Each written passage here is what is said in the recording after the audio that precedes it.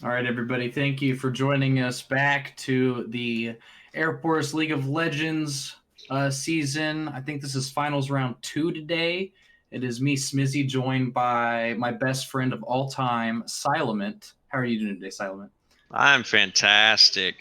I'm extremely excited about these games. Had to wait a whole week. I know some of these teams did have to play offline, but today we will be finding out exactly which one of those teams won uh, in these three sets of best of three.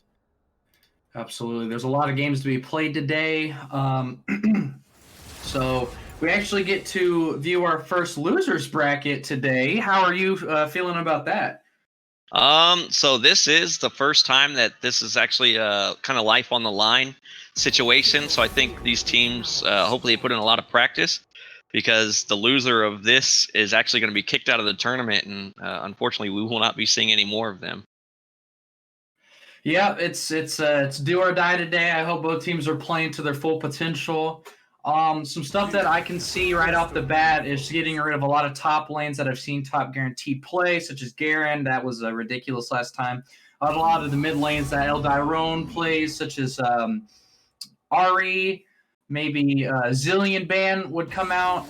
He's a big fan of that Zillion mid, so it's gonna be interesting for sure.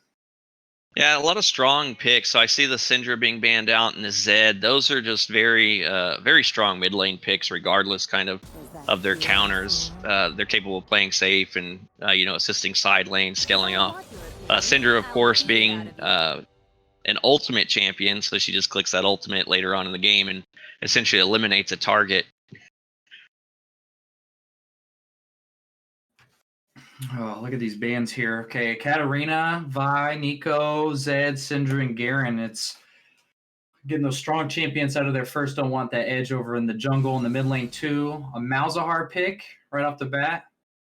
My Yeah, goodness. so we should be seeing this Malzahar in the mid lane, which I love. Malzahar being probably one of my main picks in the mid lane. I sometimes take him into the top lane, and of course support just because I like Malzahar all around. Malzahar's fun. He used to be really annoying in the earlier seasons. Just always, on top, it seems like. Absolutely, yeah. So I mean, he's very strong. His ultimate's able to lock down a champion for I think it's 3 to 4 seconds, dealing percentage-based damage, and of course, all the follow-up that a team can kind of get off of that is really strong. Absolutely. His engages are ridiculous. Ridiculous. A Ziggs coming out from Minot. Uh-oh, new strat. Let's see. I'm excited to see this. Absolutely. So Ziggs, not typically an aggressive mid laner. Very difficult based off of the skill of the enemy team, whether or not he lands too many of those bombs. As the game goes on, though, his wave clear is very impressive. He's able to clear out minion waves from side lanes with his ultimate, and then of course he prevents a lot of pushes in a lane, whether or not his team is there to back him up. I agree, but on the flip side of that, we have Warwick, such an early game champion for ganks and in the jungle. Regardless, it's going to be hard to combat that in any lane, especially against the Kane. And I know last week when we were talking about Kanes, the Kane that played was super good at early game ganks and making sure that his team was good, and then as well as getting his buff. So hopefully, Monarch can bring that out too. But we shall definitely see. Absolutely, and so Mount Fight going over to the side of Tinker. Very strong initiator. Typically built tanky. I know sometimes people do build him AP base. That way he gets in. He does a whole lot of damage. But typically he's not finding his way back out after that engage. But yeah, Malphite just one of the stronger engages, and of course, good follow up with Warwick and Malzahar. So this is something that champions such as Ziggs with low HP and of course Lucian are going to have a hard time dealing with. Yeah, he's a force to be reckoned with. It's really annoying when people build, all AP Malphite. I mean, it is a strategy in the game. Can't hate the player, but hate the game. It's just one of those things. But God, he just walks up slowly, ults you, and then you're just dead. Absolutely, yeah, and So I know I've seen a lot of people also build move speed on him because I believe his ultimate is actually based off his move speed on how quickly he engages. So that works really well with like his Q after landing. His Q kind of steals movement speed. So if he gets that in there, it kind of increases the rate at which his ult engages. It's pretty neat the way that works. Yumi and Samir ban. All bans are done. Oh, Shen. Okay. All right, that is kind of neat. I do like Shen. He does a lot of damage, a lot of burst in the top lane, more so than you would think. Especially if he builds like an early Tiamat, which hopefully we see that. It kind of helps with his lane, uh, his pushing capabilities, and then of course with some of his damage. Whereas Malphite typically will build things such as like a Cinder Cloak into. Sorry, the name slips my mind right now. Yeah, names of items always slip my mind. Like I know Yeah, a so, lot of them, but there's too many new ones. that'll be a very good, a nice matchup. Of course, Malphite will be able to stop Shen, utilizing his own ulti to kind of interrupt Shen if he tries to dip out into another lane. But for the most part, both of them should be building kind of tanky, so we shouldn't see too many kills without jungler ganks in the top lane. Oh And man, then I can't tell you how excited I am to see this Tarek. Oh man. that is going to be extremely strong. So anytime, yeah, his team clumps up, it's almost a counter to Malphite if Tarek is quick on the trigger. Oh man. It'll stop all of that burst initiation from the side of Tinker. But I mean, it's going to be extremely skill based for Minot on how quickly they can react with that Tarek. But even more so, it still kind of puts a lot of his teammates into that the invulnerability state where it kind of shuts down a lot of the damage. Oh, absolutely. You're gonna see me get excited with these Tarek plays today. I promise you. Yeah, this is very nice. I like the Lucian and Tarek down in the bot lane. This Kai'Sa and Nautilus. I haven't really seen this matchup too often. Kai'Sa being one of the less played ADCs. I'm not 100% sure why. I don't follow the ADC lane too much, so I'm not sure why she doesn't get to see as much. It's possibly I think she has a really risky kind of engage and toolkit that kind of gets her into the fray too much. Absolutely. And I think one of the things is too with Kaisa, at least the stuff that I noticed when I would play ADC and pick her is like if you don't get ahead in lane, you're not really going to you're not going to be ahead in game.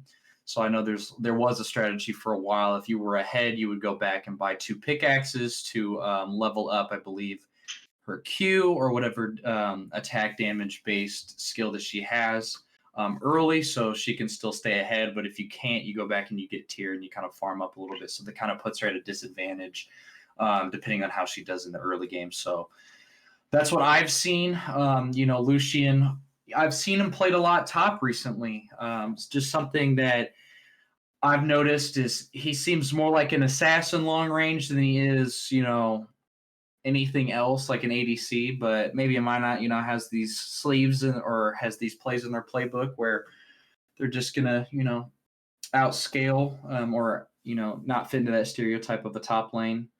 Absolutely, yeah. Lucian, I enjoy watching Lucian build like an Infinity Edge early, just based off of his kid. He gets those extra double shots, and then so once he starts to sack those crits with that, yeah, he does so much damage instantly.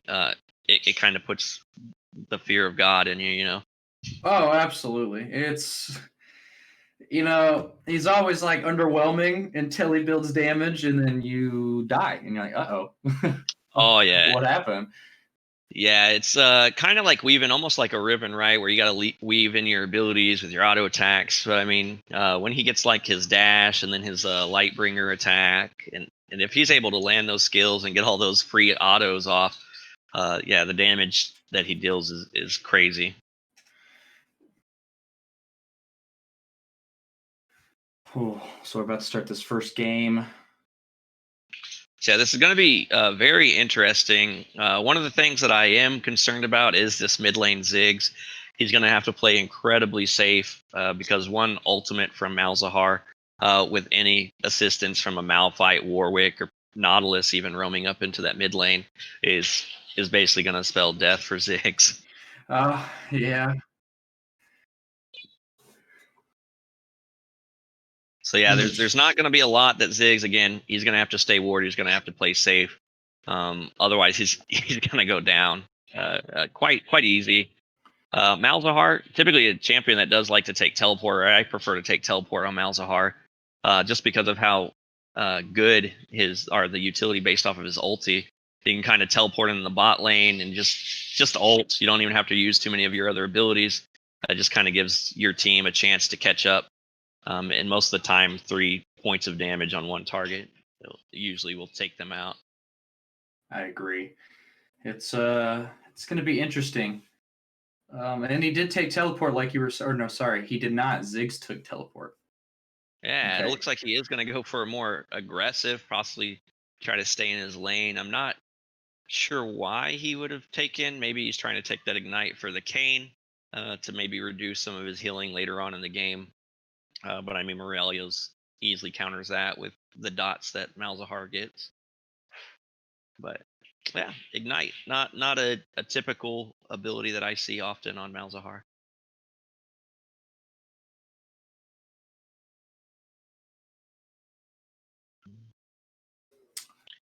Uh-oh, who has the toaster? Who's taking forever? Oh, there it goes. There we go. So I am taking a look at these teams. I'm excited. This is going to be a very skill-based matchup. I can't really give the win to either team, just based off of the champ picks at this point. But if you did force my hand, I would have to give this to Tinker.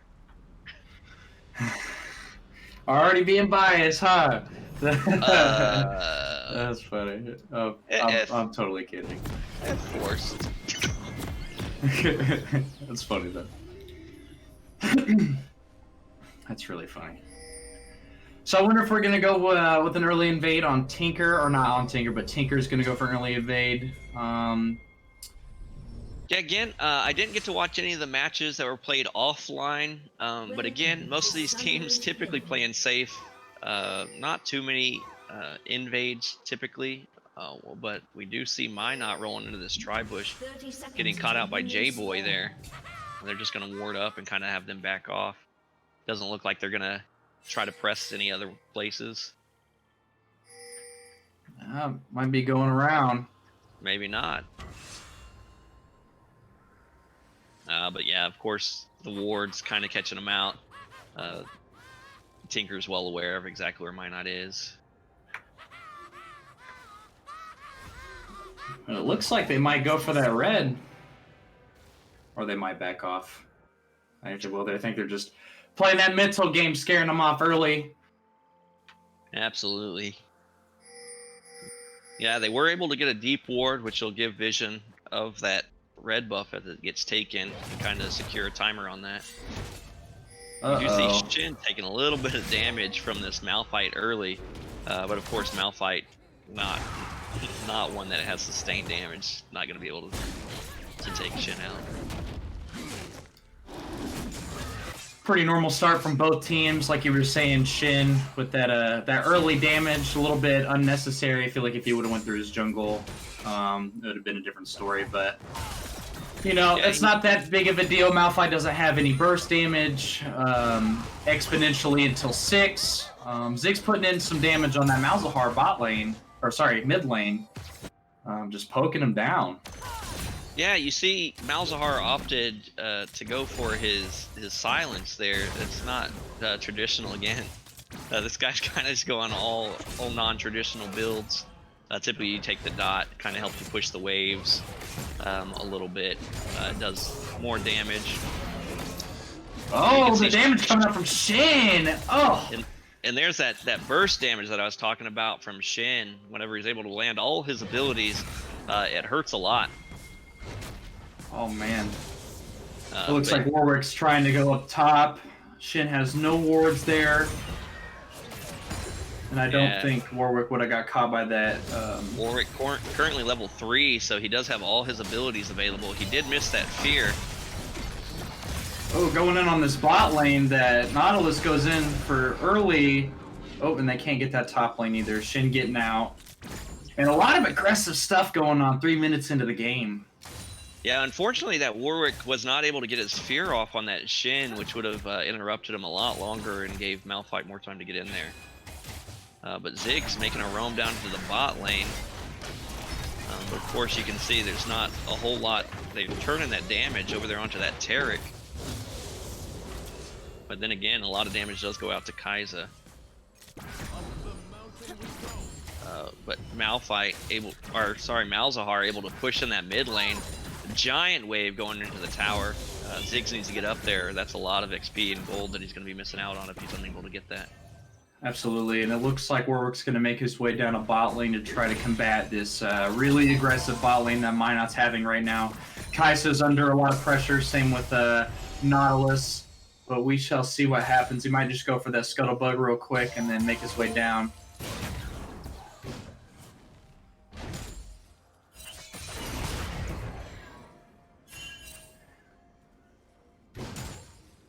And up at this top lane, you can see Malphite taking that Corrupting Potion early, is able to completely heal all the damage from that initial engage from Shin.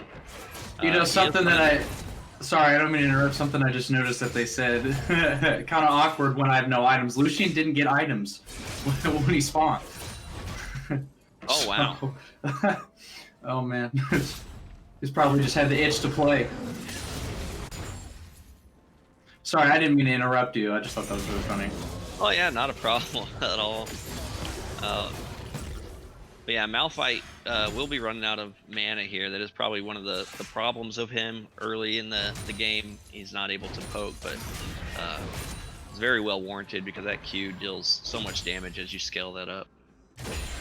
You know, that gank on top lane really pushed that Shin back in levels. He was a full level behind that Malphite. Now Malphite's putting in a lot of damage, and if he's not careful, then that's just one combo of burst that goes down, and then... Ooh, nice jump from Ziggs. Might be first blood, and it doesn't go down. Man. Yeah, you can see that damage from Warwick and Malphite there, or from Malzahar, I apologize.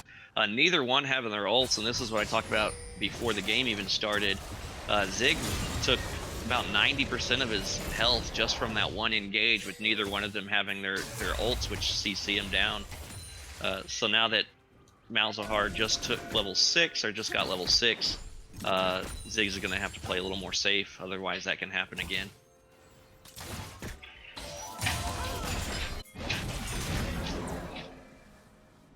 Malphite's going to get 6 really soon, yeah, right there, and I think that's going to be dead for Shin. Kayn comes in level 4, just pushing that Malphite back off, but Malphite still does a lot of damage. That Kayn needs to be very careful. Absolutely. And there that is. Oh, but he gets out! What is going on? First blood. Yeah, that was very risky play from that Kayn. I know junglers like to get their ganks in, but in the bot lane here, we do have an engage coming out. Nautilus getting that hook off on that Taric, and a lot of damage going out from that Warwick and that Kai'Sa. Good outplay by that Kayn there, and looks like they're going to pick up Nautilus too. Man, 2 for 2. Both top lane and bot lane. Whew. And Malzahar going to roam down. Still more going on in that bot lane there. You see that ultimate going down and that damage, and that's exactly what I talked about. Ziggs has no way to get out without his flash or using his bomb. Malzahar just simply needs to ult him, and his team can collapse, and it's gonna happen again and again if Ziggs doesn't stay safe away from that Malzahar. But yeah, up there in that top lane, like I was trying to say before, all that fighting broke out across the map. Typically junglers, they always look for them ganks, but one of the things that you got to watch out for is whenever Malphite hit level 6, Kayn went in there at level 4. That's a 2-level disadvantage, which is a lot more than a lot of people actually consider whenever they go in for these engages or these ganks. The levels make a huge difference. And yeah, Malphite was just able to kind of turn that damage on that Kayn, and there wasn't anything that he could do. Yeah, that Malphite just puts in a lot of damage and doesn't really care what anybody else has to say, especially with that level difference that you were talking about. Yeah, absolutely.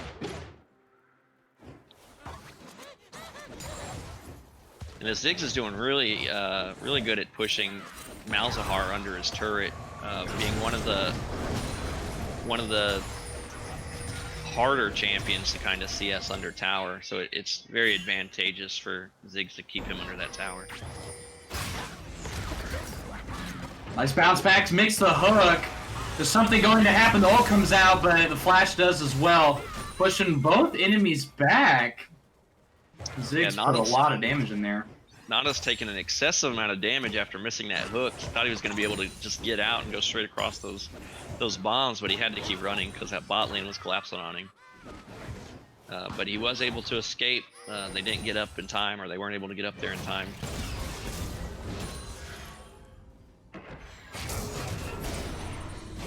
That Kane coming in from the back too. Finally has his ult, but so does... Yep, there it is. That escape. There it is. And that's a very good gank from that Kane. You can see he finally caught up in levels. There wasn't as much fear of the turnaround, and then forcing that Malphite to use his ultimate to stay safe.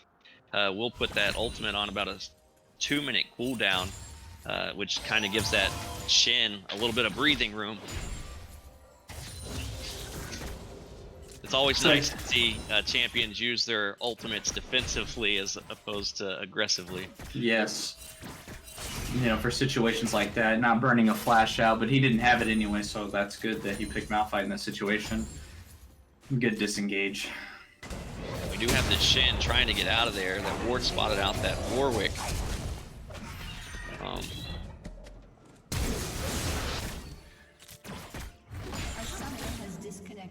Uh-oh. Malzahar left?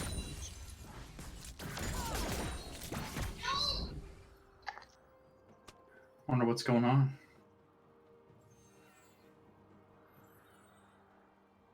A summoner has reconnected.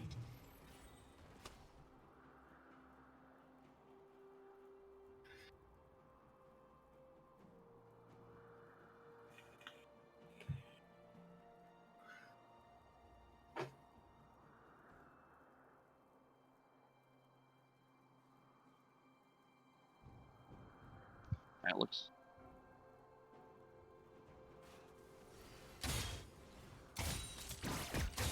All right, and it looks like we did have a DC, but he jumped back into it fairly quickly.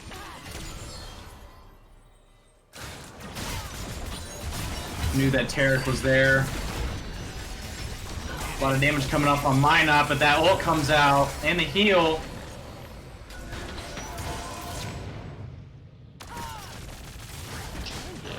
Tarek playing a dangerous, dangerous game. There it is. Oh, and that stun goes down on Kaisa. Will Lucian get that kill? Looks like they're going to try to go for that scuttle, but that Kane's taking a lot of unnecessary damage. Oh, and they take down the Warwick, and that Kane's heals is ridiculous. But just one point and click from that Malphite secures that for Tinker. Oh man, that's a lot of damage on Kaisa. She needs to be very careful.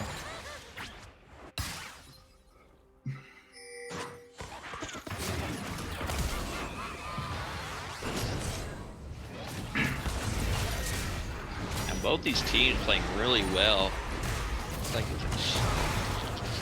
oh my goodness, what an ult! What an ult! well, that Ziggs was able to get that Malzahar. My goodness, I thought that Malzahar was going to be able to get away. All that damage coming down from the Malphite just was not enough to save his teammate there.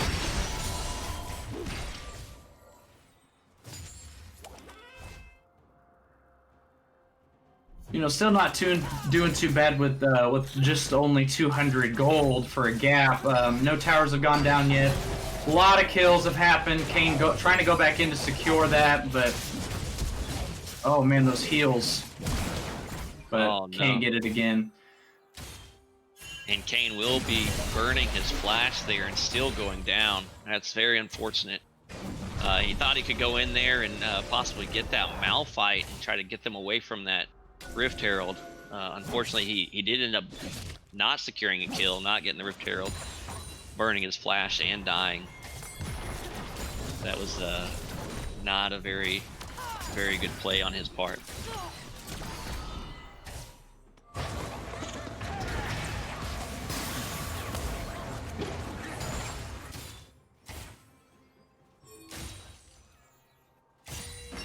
But yeah, Kai'Sa looking real low, and that stun comes out. That looks to pick up a shutdown in that bot lane. Warwick is coming in, so it's a teleport from Shin or Ziggs. Ziggs is actually teleporting and pushes them out. Doesn't get the stun on that. Oh, man. Yeah, that teleport from Ziggs there was very nice. He was able to save Tarek from going down, but Malzahar roaming down into the bot. Oh, I thought he was going to get it. He was unable to deal enough damage there to take him out. Tarek's playing a dangerous, dangerous game.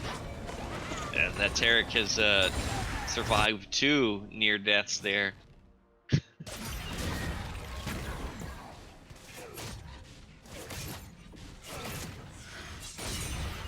Turret plating will fall soon. Yeah, both these teams actually completely even right now, sitting at 20,000.1k each, even with the 8-5 advantage on Tinker. So yeah, these teams are exactly not even 100-volt difference between the 2 of them right now. Oh, I know what Shin's trying to do, but I was afraid of that exactly.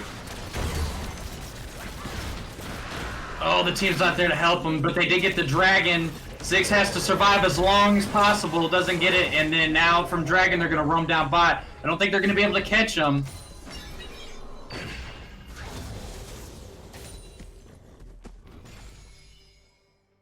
That Ziggs did stay long enough for that dragon, so not bad on the cloud, but it was unfortunate to see. Yeah, these teams are playing really well against one another. Both of them currently sitting at 1 dragon. It does look like Tinker's going to try and engage here at this tri-bush, or he's going to get caught out, and he's taking massive amounts of damage. Shin trying to come in with his ultimate, getting that taunt off, and they're going to go for that power dive. Triple kill. Go down. Oh, man. And the ult's gone because Malphite used it preemptively to try to kill that Shin. That is a tower for that mid lane, but they're going to walk away with a triple kill down in bot lane. That was a crazy fight there, that engage there from Tinker trying to take out Minot. Warwick just went in a little too deep, and he got locked down, wasn't able to escape. It didn't look like they were all on the same page there.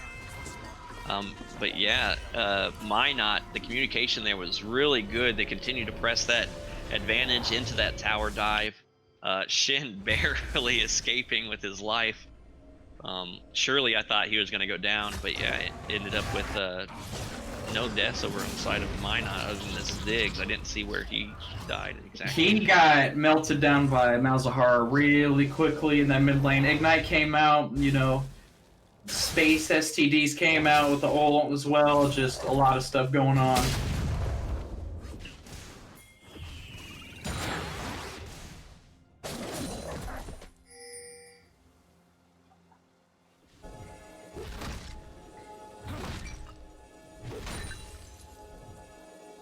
It's a good back from Shin. Warwick was on his way up top, ready to pounce. Absolutely, yeah, and we did see that first tower go down to Malzahar. He's doing really well at keeping that lane pushed up, even against the Ziggs, who is typically really good at wave clearing and keeping his tower safe. More often than not, you actually see Ziggs being one of the stronger tower champions able to push down towers.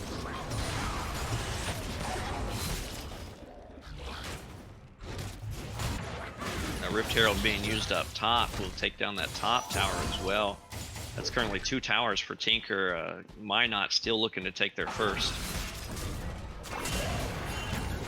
They are trying to stop this Rift Herald. That tower is going to take a lot of damage from that Rift Herald charge. And then a fight is going to break out. Malphite using his ultimate, securing that kill on Kane. Shin trying to escape, but the damage just too much. Ziggs comes in, but too late. He's going to try and escape under the tower, and it looks like they are going to call it off.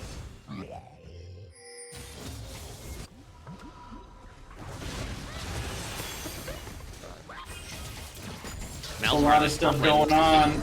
Yeah, Malzahar trying to take that top lane kill. There is a fight currently under tower. Tarek's taking a couple. Oh, actually, he didn't even take any shots.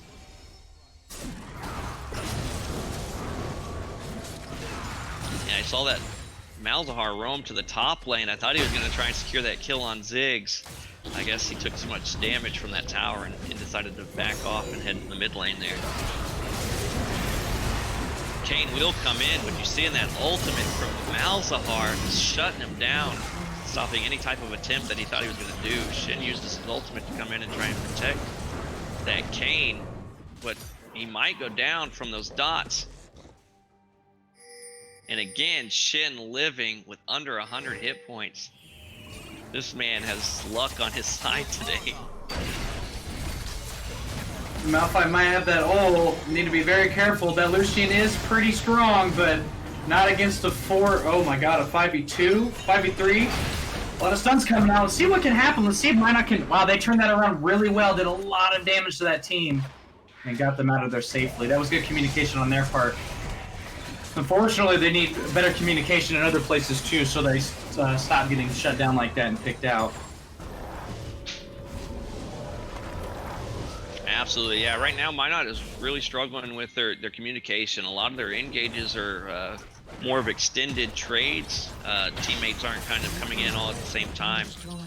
And Ziggs will be able to take down that their second tower. I apologize. We'll be able to take down that mid lane tower. Finally, I know he's been pushing at that for the game. Still looking pretty even though. I mean, they did get a Rift Herald, but you know, it's still looking pretty even. They are going to have to contest this next dragon. Need to be careful. They need to push that Malphite out as quick as possible with the team rolling in behind. And Minot looks like they will get that dragon. Nautilus goes out with that stun. A lot of damage coming out. Warwick in and that Malphite ult and that Kaisa behind. Does it look like Minot's going to go down? Oh, a lot of damage going out, but it's still kind of even. But then Minot comes out below. And you know something I have not seen this game? A Shin ult. I have not seen a Shin ult in an engage this game. I wonder what's going on. Shin's ultimate was down there from earlier whenever Kane tried to jump in on that Malzahar. They tried to wombo combo that out, but as we saw the damage from that Warwick and Malzahar, it burst them down so fast that by the time Shin had arrived, the fight was already over, and then he kind of escaped with his life. So yeah, he did not have his ultimate available there.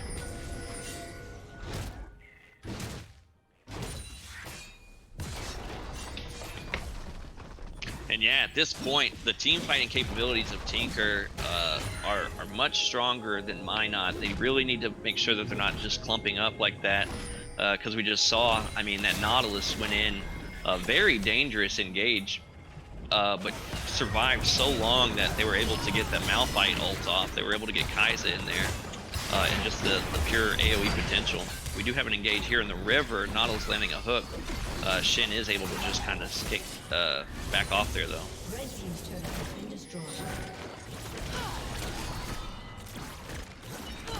So yeah, it was really impressive. It does look like Minot's trying to engage. They're trying to come in here and take off this Nautilus, who lost a lot of damage from that earlier engage, and they are able to pick him off. Looks like they're going to go for the second tier mid tower. Well, that Malzahar is going to be pushed back by the Shin. That Shin's running in. Shin doesn't care. So this should be a pretty easy kill for this Malzahar here. Shin should have just cleared that wave and kept his tower safe. Malzahar now 5-1 for his team. With that Leandre's Torment does increased damage and then percentage base damage against that Shin. Yeah, that was not a very good play there from Shin. We've seen this mid lane Malphite getting an ult off, landing on that Lucian and that Taric. Taric's ult not able to save him, and Taric trying to escape, but not a chance with too many movement abilities is going to get locked down from the 3 members of Tinker. Now we have a fight here, Malzahar versus Kane. And there goes an ultimate from Shin onto the Kane, coming in and getting that taunt off on Malzahar. Yep, Malzahar good shutdown gold for that too, but it looks like that Tinker's going to roam up to Baron. Yeah, Malzahar getting a little overconfident there in that lane. Once you have that ult missing, it's very hard to kind of burst down a lot of champions. You got to have that ability to lock down champions and keep them off you, especially champions like Kane, who deal so much damage so fast. Shin was looking to overextend there, about to get jumped on, but didn't end up happening. Looks like that every member from Minot is back up. They might be rotating down to Baron, and then with that Malzahar as well, or sorry, up to Baron.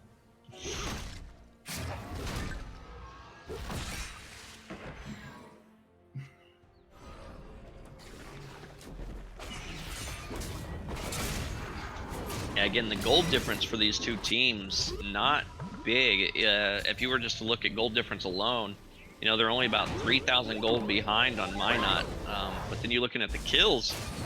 Tinker currently sitting 8 kills up over Minot, and that's a lot of that's coming from their team fight capabilities. Yeah, I agree. That Malphite is a force to be reckoned with. He hasn't died in a team fight in ever. Like, he died up top once, and then he's still in the fray. Yeah, just looking over at the kill participation, Malphite's been a part of 14 of their 20 kills right now, and he's only died once. I mean, that's very good kill participation on the part of Malphite. Whereas you see Shin has only been part of 5 of the 12, and his ultimate allows him to kind of get into any team fight across the map. That Lucian's still holding on strong though for his team. 5 and 2, 2 items. He's up on Kaisa just about 10, maybe 9 creeps.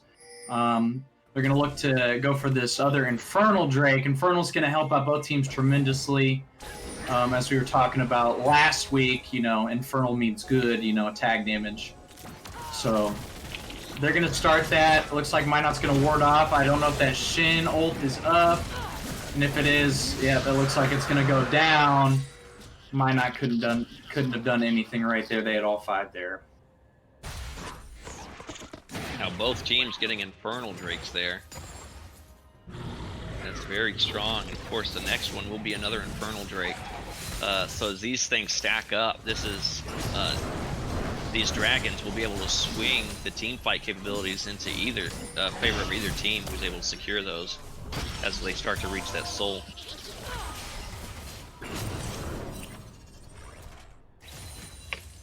So I would expect both of these teams as this game goes on to look to securing these dragons, especially if Minot's able to hold off this push right now from Tinker. And it looks like they're doing a really good job at it. That Shin in the top lane trying to take that tower. It looks like they might rotate up, actually, before Shin can even take that tower. Man, he's been fighting for that tower all game long.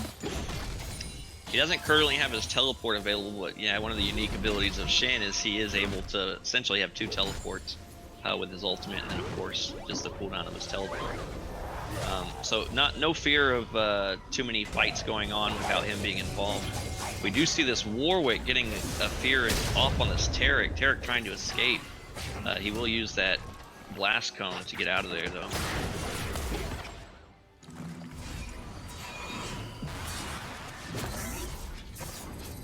And these preemptive ults from Shin, or not Shin, but Ziggs is... I know he just wants to get damage off on him, but at the same time, it's one of those things, like, you know, that could be definitely a game changer in a team fight. Just all that burst, or all that damage. Absolutely. A lot of times his ult is down. I mean, it is on a 45-second cooldown, but the way that this game has been going, a lot of these fights have been breaking out all of a sudden. So yeah, he definitely wants to make sure that he's either A, holding on to that. Then we have an engage here in the top lane. The Shin going off and getting a taunt. Kate coming in, is going to attach to the Malphite, while Warwick goes down in the back lane from the rest of the team. Man, that was really good on Minot collapsing on those two. Malphite finally goes down for that shutdown. It looks like they're going to rotate to Baron, or at least clear it. And then there we go. We're going to start the Baron up. This will be a very good play for Baron right now. Currently a 5v3. Baron should absolutely be theirs right now. Even if they just kind of bait this, you can see this Nautilus going in a little too deep, taking all the damage, and he'll go down. Now Tinker split. Kai's on her own. Malzahar on his own. Still 5 members trying to take down this Baron. No jungler on the side of Tinker, so they're not going to be able to smite over this. Shin's going to use his flash and get his taunt down on Malzahar here.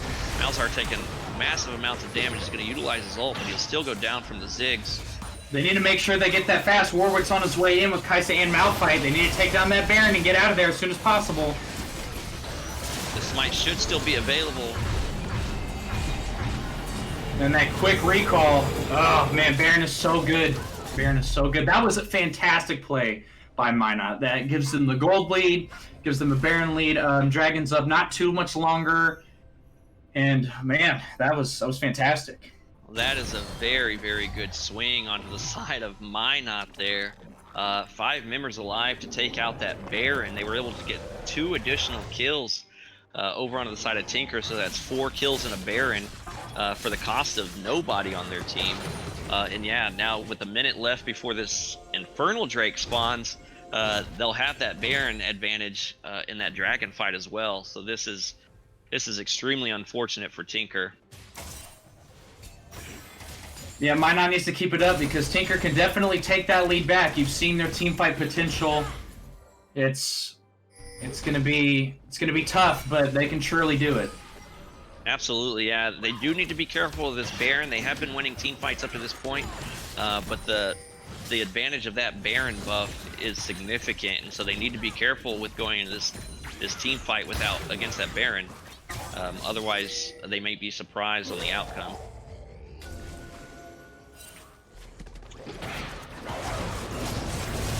And this Nautilus taking massive amounts of damage from this Ziggs. Dude, that Lucian damage is ridiculous! Oh my goodness! Oh, the triple kill for that Shin. Ugh, that was disgusting. My goodness. Wow, what a good collapse. That's going to secure them the Dragon. And still, well, they did lose one. They lost Ziggs there, but, you know, yeah, all worth it. Ziggs died there in the mid lane. But yeah, unfortunately, they are going to lose that Dragon in a 3-for-1 exchange. That's extremely unfortunate. That's what I talked about. Nautilus was taking so much damage from that Ziggs before the fight even engaged, and then Warwick getting caught out there and basically just bursted down. That I wouldn't even call that a team fight. That was just Tinker was getting caught out there preparing for that Dragon, where Minot was absolutely prepared. They had all 5 members there in the Dragon area ready to engage, and as soon as that Warwick got caught out, all 5 members were able to just collapse very quickly. And they're looking to be taking down the 2nd tier tower on bot lane. That's 4 versus 5 now. That Shin's still in that mid lane. Skype's in the way, so I don't know if Shin's ult is up. It is not, so he needs to be careful. That teleport is up, but they look like they are backing off.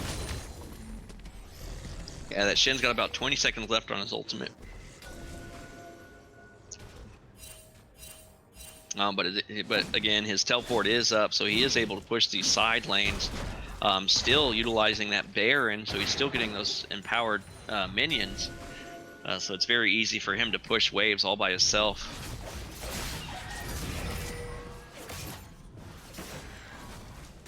Malphite looking for this engage.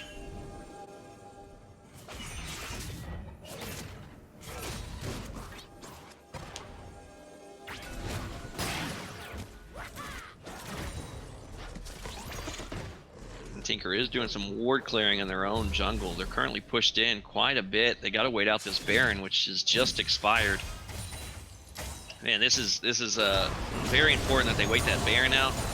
Baron will be up in about another 2 minutes. There's currently 2 Infernals sitting on the side of Minot, so they need to be careful of that extra power spike that they've started getting. And again, yeah, that Lucian has gotten so many shut down. He's currently sitting 6-2 right now. He's got so much damage potential. So much. Something that I've noticed too, Ziggs' little like rocket boost that he does, he's doing a lot of good ones, catching people out. He's doing, you know, that scuttle down there. I mean, just forcing it away from Warwick. So that was really good on their part. Absolutely, and Lucian did opt to build that Quicksilver Sash. Very important item, especially going up against someone like Malzahar or Warwick. So he will be able to QSS out of Malzahar's ultimate. It won't stop the damage, but it will allow him to kind of counter the damage or either get out of range of that ultimate, basically neutralizing the CC.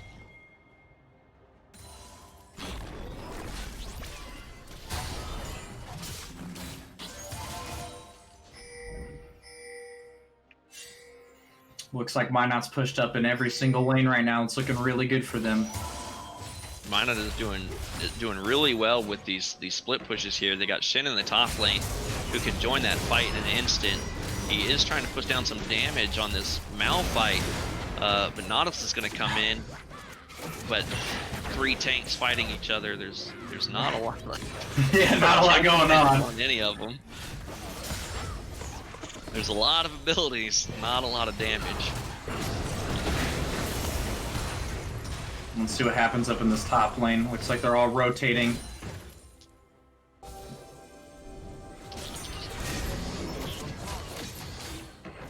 That bush being clumped up there isn't going to be very good.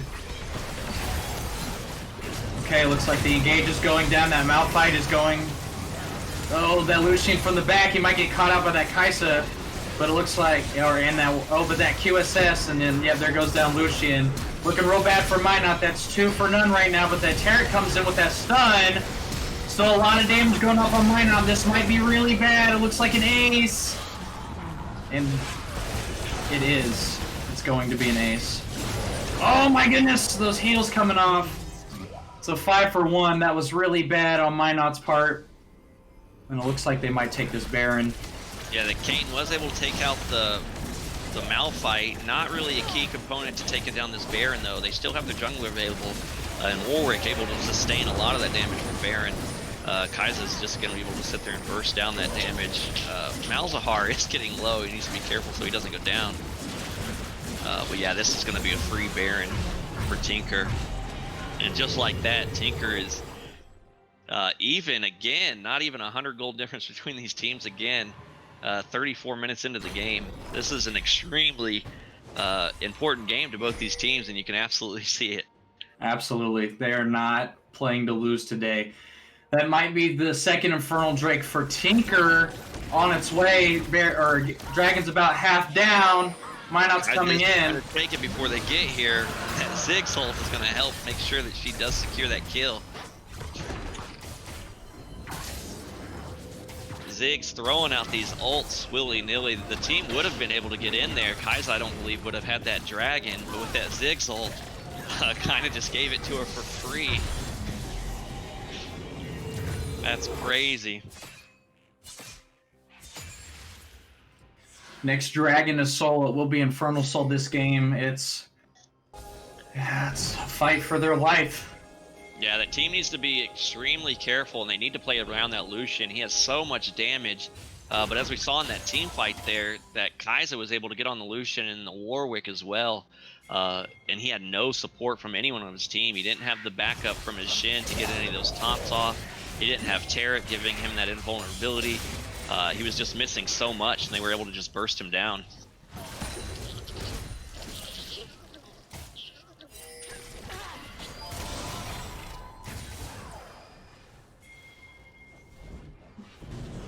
Man, that slow lasts forever on Malphite's Q. Oh, what a lot of damage on that Malzahar. Oh, definitely pushing them back. Absolutely. Oh, man. That Baron will help him sustain a little bit of that back, though. So we'll see. That Baron is such a strong buff, especially increases that pushing potential significantly.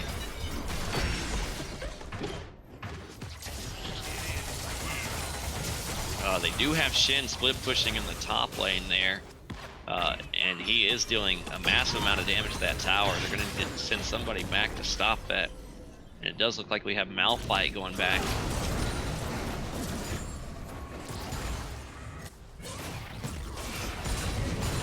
Shin wants this tower, and I think he's gonna. Nope, he does not get it. One more auto attack would have done it for him.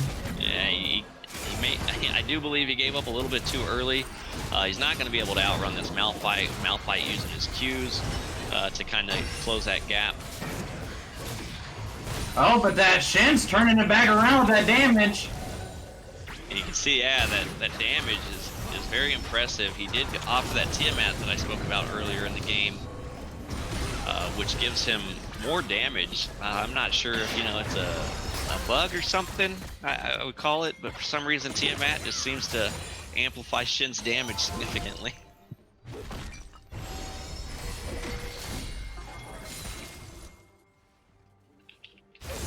With that Warwick coming up, looking to take care of that Shin. 4 of them there looking to take care of that Shin. And Shin does go down. So Ziggs is going to teleport to that bot lane, try to see if he can get something on that while Shin's down. And he does. He might be able to get that inhibitor before that Malzahar can get back. And he does. Oh, that Malphite coming in.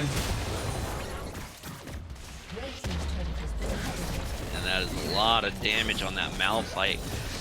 And again, Ziggs being one of the champions that don't have the ability to escape, he's got to be very careful when playing by himself there.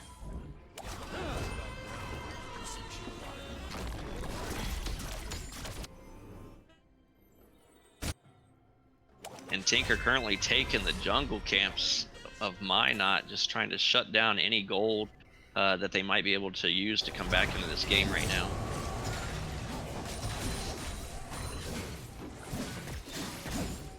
And we do have soul spawning here in a minute. We have Tinker pushing down this mid lane here if they can try and stay safe. Oh, that engage under tower. That Shin taunt's really good. And a lot of damage coming down from that Lucian. Warwick looking for blood. Take this tower. They do need to play a little more safe here. They can't afford to have anybody go down. Both teams fighting for soul here in that Infernal, so it's going to be very significant for the outcome of this match.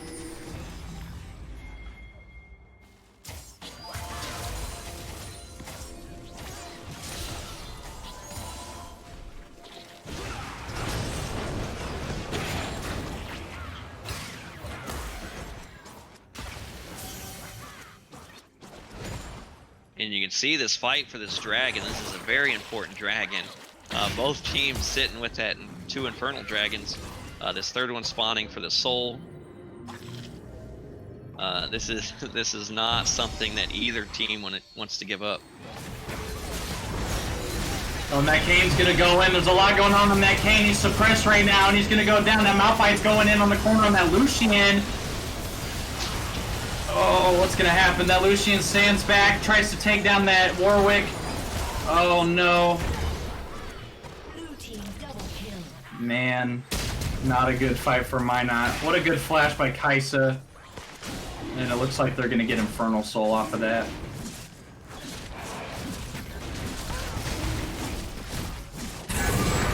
Oh, I knew that ult was coming out, but it was a little bit too late.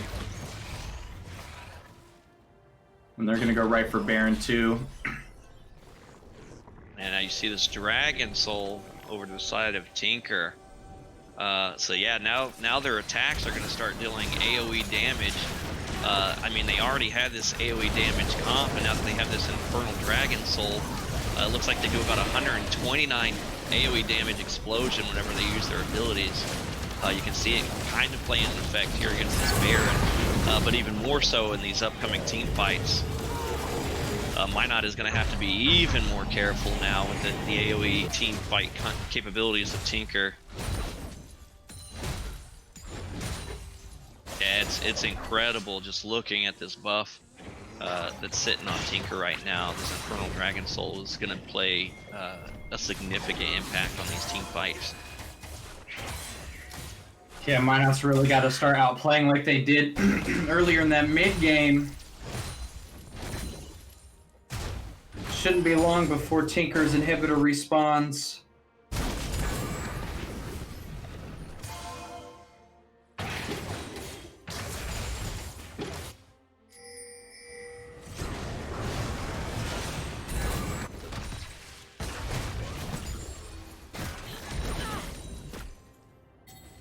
And this team fight coming up, we do see them pushing out lanes there in the bot lane, and they are split pushing in the mid lane. There is a counter push going on in the top lane for Minot, but they are going to need to back to take down this top.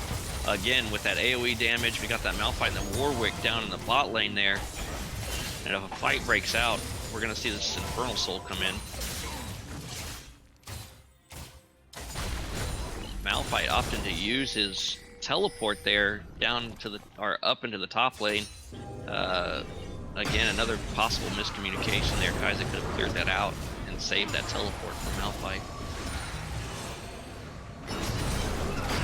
Looking to push up this mid lane. Minot's been doing really good at making sure that they don't like overextend into that tower, but that Baron, it's looking a little rough. It is. So at this point, this is Tinker's game to lose with that Baron and that Infernal Dragon Soul. They're going to have to make one last attempt for Minot to try and clear them out of their game. And here it goes with an engage from Malphite going on to the Kayn there. Nautilus is going to land that hook, and they're going to take down Lucian and the Taric. Shin coming in a little bit too late. He's trying to survive, but you can just see those explosions going out. Zig, there's not a lot Zig's going to be able to do. Yep, and that looks like it will be game 1 goes to Tinker. Yeah, once that Infernal Dragon Soul went over to the side of Tinker, you could just see all those massive explosions going down from all the damage.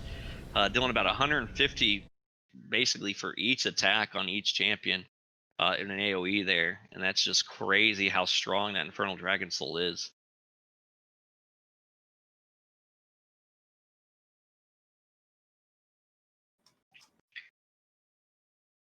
And Tinker securing that victory, that is impressive. That was a very fun game.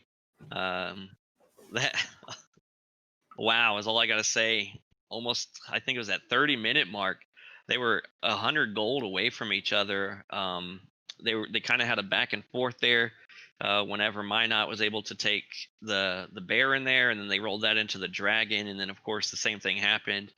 Tinker won a team fight, took that Baron, and then rolled that into the Dragon, which eventually led them to that Dragon Soul.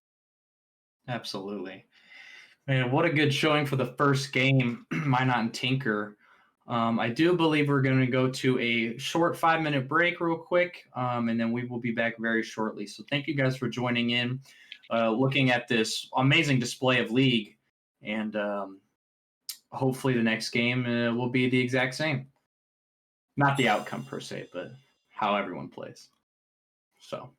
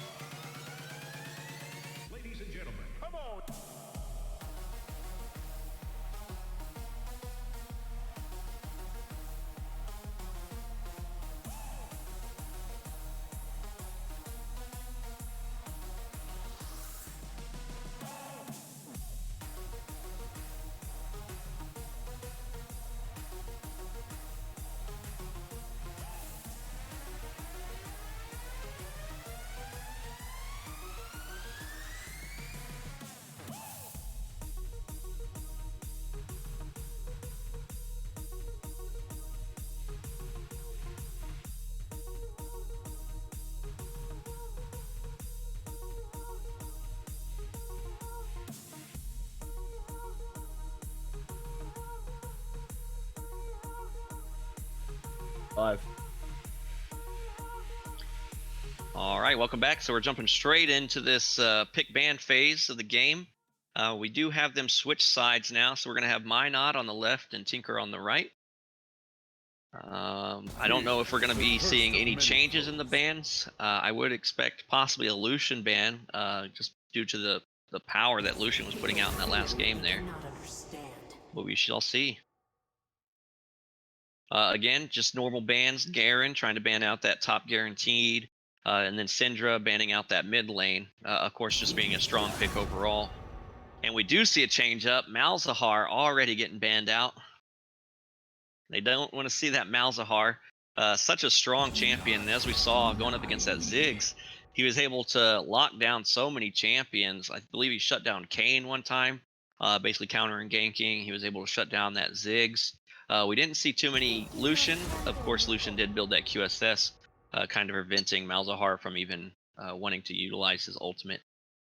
But then again, a Zed ban going out on the side of Tinker, and then typical bans, Nico being another strong champion. And one more ban coming out from Tinker, and it does look like they will be shutting down that Lucian. Of course, so much damage that Lucian was doing really well. Something that we don't want to see again. Ooh, a top lane Mundo pick, not even a hover. Instant lock in that Mundo pick. Okay, I'm coming back for this. My boy Pancake Mix bringing out my favorite champion. He better do good. He better. Oh man, I can't. Now I'm even more excited. I'm sorry. Yeah, I didn't mean to interrupt.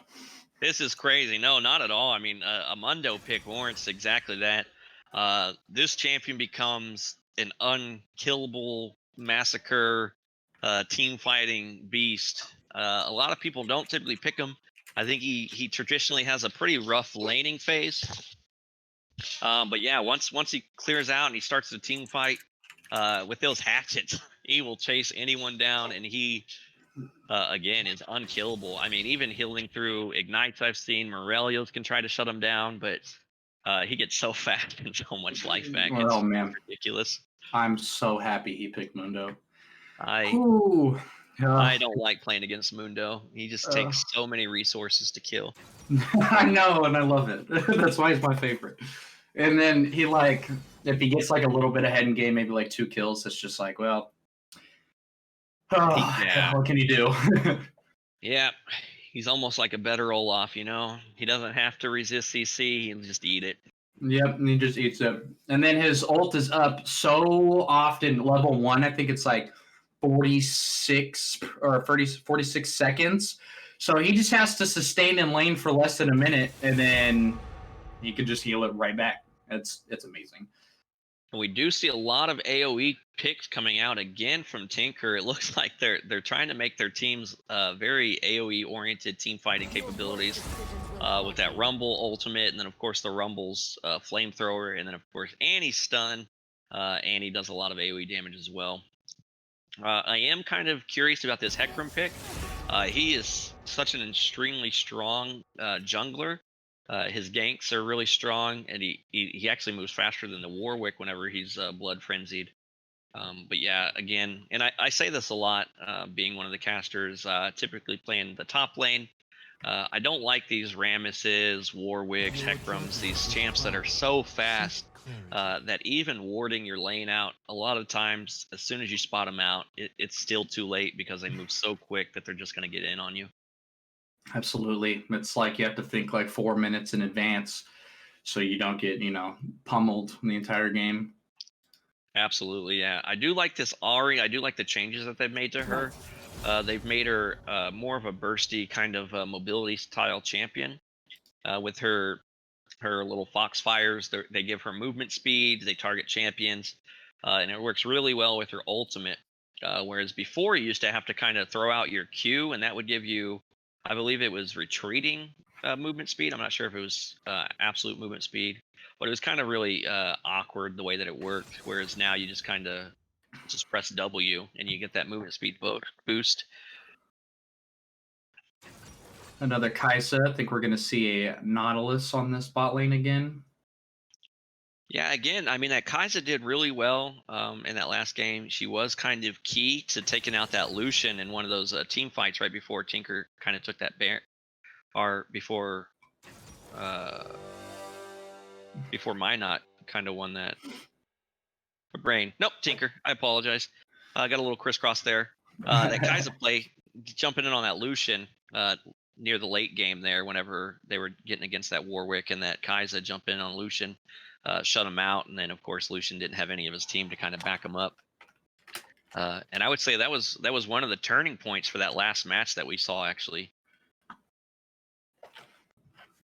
So not too many changes on Tinker. They did still opt to go a lot of these AoE champions. They still got Nautilus, who was doing a lot of good, right? Landing a lot of really nice hooks. He wasn't too oppressive, really. He did go in a little bit. He was able to get out after landing a lot of those hooks. They weren't able to punish some of those bad hooks that he was landing. I do like to see the Zaya and Rakan, though. The Lovers duo. I don't think Riot hasn't produced any more champions of this nature, I don't believe. I think they had that at one point where they were talking about possibly producing champions that kind of worked with each other specifically. But I'm not sure if they saw that as a mistake or what. What do you think about that? You know, that's an interesting thing to bring up because, I mean, you see it more and more now with Zyra Khan. You see it with like Yon and Yasuo, but it's nothing like, I don't know. I feel like it would have been bad in the early seasons. It would have been ridiculous, but at the same time, now that they've kind of like figured some things out a little bit, it's a lot better to have a mechanic like that. Yeah, I like it. I would like to see more of them. I mean, it doesn't by no means force you to pick those two together. I mean, they still have their same abilities. They just get like these extra little buffs, right? Where Zaya, I'm not even 100% sure what Zaya does. I know Rakan get like range and like extra shielding potential on himself when working with Zaya specifically, which I find really unique, especially when we're talking about these ADC and support. A Riot stated a couple years ago they didn't want to like force a meta on people, but as we see, I mean, you can pick mid lane champion sorting, and I think they've kind of found out that there is a meta. It's not going anywhere, and so I think that at this point they should start to support that. I think they should build supports and ADCs that kind of work the way Zaya and Rakan do. Oh, absolutely. I completely agree. I would love to see champions like that because I mean they do try to build a lot of these champions where they have their own personalities, but I think it would be very unique if they did more of those where it's like, yeah, these two champions, they come from like the same region or the same faction, right? And like their abilities kind of mesh, and you see that. That'd be really cool. Right, and I think something that Riot also has to keep in mind when they do that, the lane can't be unbeatable when you have like those little extra, nuances granted to you, because it would just be Zyra Khan the entire time. So absolutely, and I mean we'll see this. I mean the extra range or the extra damage or that they get should by no means win them the lane. I mean it does give them that slight advantage if they were to utilize them separately. But I mean we see champions like Ashe and Sona or Ashe and Morgana, right? Where Ashe is still able to land that stun, and then there's still a slew of champions that work really well with her arrow. And by no means invalidates any of the other supports that we see. Right.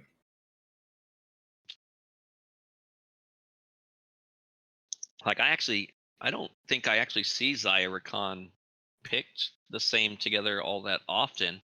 Honestly, I don't think I do either. Even with their buffs, but that's probably just because I feel Rakan is not very good. I feel like he can be good if you're mechanically inclined to like learn how to maneuver, but at the same time, he doesn't really have like the potential of like a Nautilus or like a Thresh that like really focuses on locking down a single champion for an extended period of time. Absolutely. Yeah, I think he has they kind of gave him a little bit of versatility where he's not really good at anything, especially with, I didn't see if they banned out the Yumi, but I mean Yumi kind of does the same thing, right? She jumps champion to champion. She has a snare as opposed to a stun, but it's situational, obviously. But then, yeah, then you got Morgana, who's capable of locking down champions, has an ult that's slow. So, I mean, it's all his toolkit can be found in other supports, whereas Rakan plays a little riskier, I guess. His knock-up requires him to actually go into the team fight and then try to dive back out. It causes him to, even whenever he sticks to shield his ADC, he doesn't get any type of invulnerability or anything like that, so he's still very much susceptible to dying.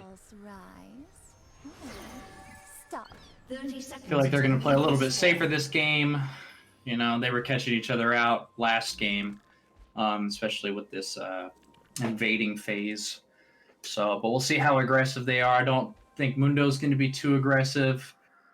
More passive aggressive in a sense, because those cleavers do a lot of damage level 1. And oh yeah, well, he's throwing trophies this round, you know. Oh, absolutely. And I think Minot has plenty to spares, but they're trying to let Tinker know. Yeah, I'm definitely excited to see this next game. I wonder if that fire's still within them. Minot has to play really good. Tinker, you know, don't want to go to a third game, you know, just want to decide it in 2. But Minot's like, you know, we're gonna do it. We're gonna pick these champions, and we're gonna kind of figure out if they can stop like a Mundo or like the Lovers Duo. Which honestly, I just saw they picked the same skin too, so they really are the Lovers Duo. Oh yeah, absolutely.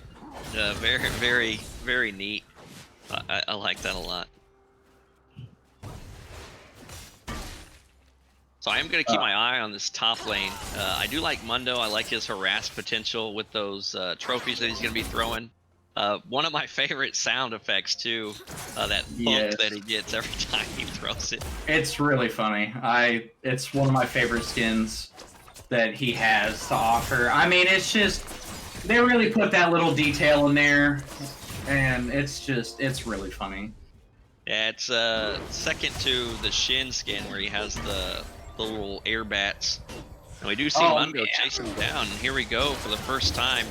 And you can see that potential of that damage output. I mean, they kind of both traded well into their low health.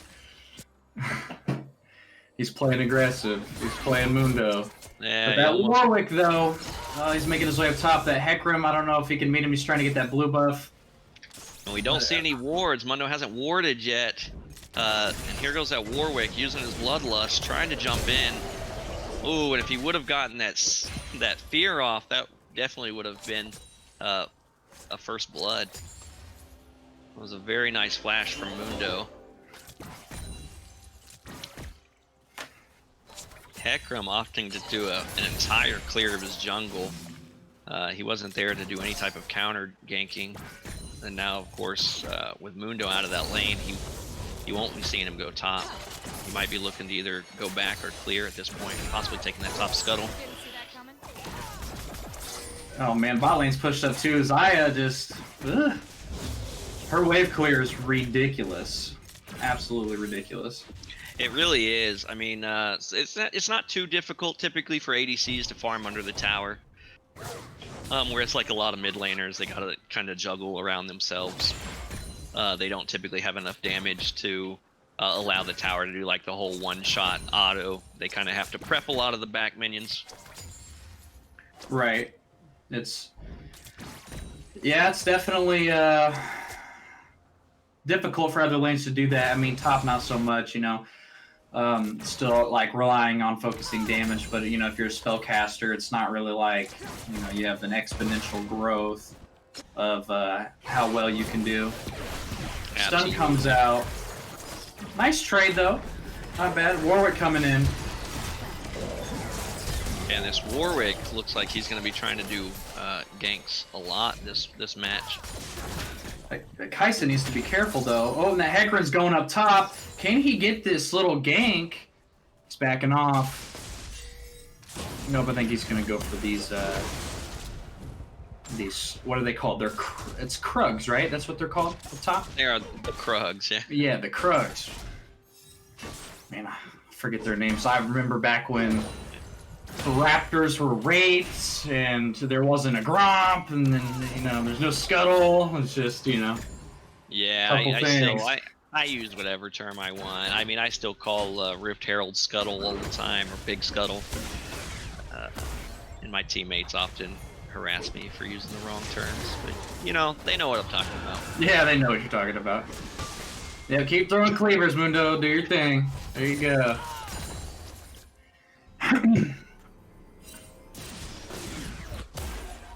Yeah, and of course, Mundo trying to back there on that ward.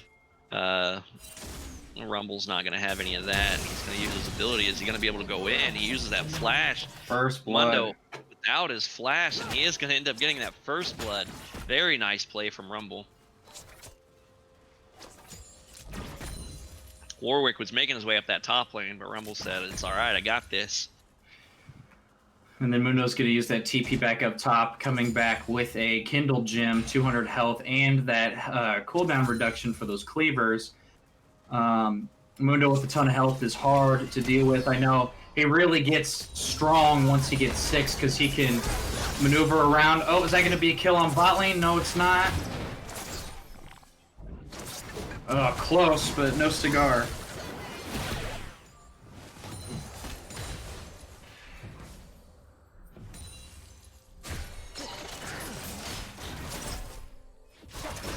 Finding your tower, looking to see if they can get the Zaya.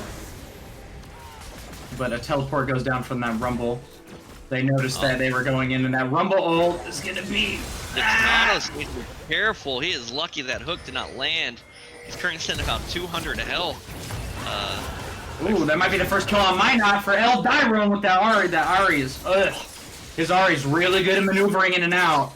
Yeah, before that fight in that bot lane there, I was going to say Ahri held on to her ulti even when being chased down by that Annie, which was very good. That's shows a lot of control and a lot of self-discipline from that Ahri, because whereas a lot of champions, when they start to get low, they spam those safety moves, where she was able to hold on to it and then end up utilizing it later for a kill.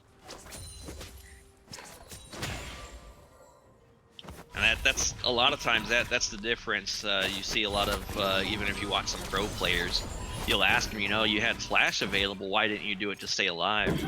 And they say, why worry about this one life whenever I can use flash later to win a team fight? And it's incredible, just having that mindset. It's like, I'm gonna go ahead and die now because I'm gonna win a team fight later with it. It's like, yeah, that's never would have thought of that. Right. Pro players are pros for a reason, you know what I mean? That's why Worlds is happening right now. G2's doing good.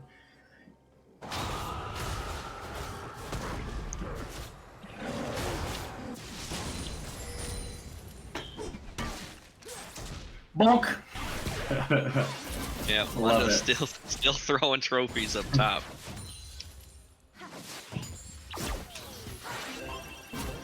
I think it'd be pretty cool. I mean, I guess they don't like to do a lot of visual cooldown stuff, but I think it'd be pretty neat if every time he threw the trophy, he didn't get it back until the cooldown was up.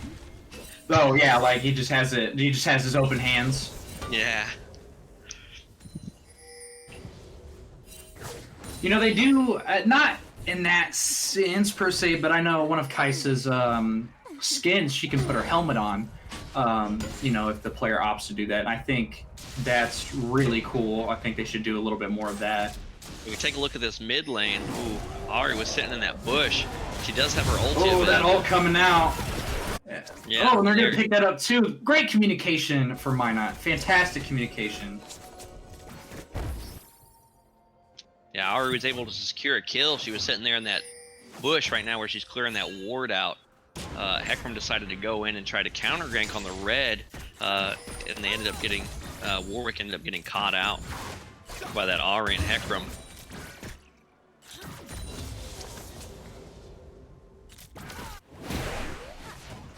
And looks like Minot's actually coming back for a little bit of revenge against this Tinker after that last game.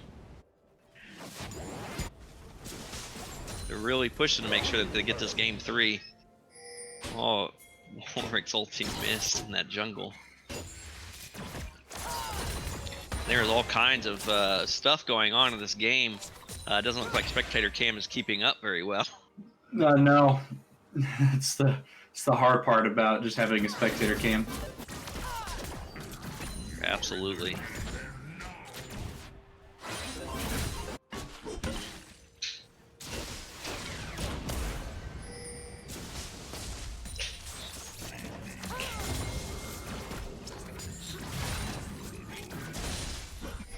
We do see this Warwick in the top lane sitting in tri-bush. Looks like they're going to try and kill this Mundo again. Mundo does not have his ulti available, so he's going to try and run around, but that fear coming out from the Warwick is going to secure that kill in the top lane. Spectator cam jump to the bot. It's like, oh, something important's happening up top? Never mind. Never mind, it is not. Yeah. Mundo was running for his life, and Spectator came, I guess, called that. They said, yeah, that's done.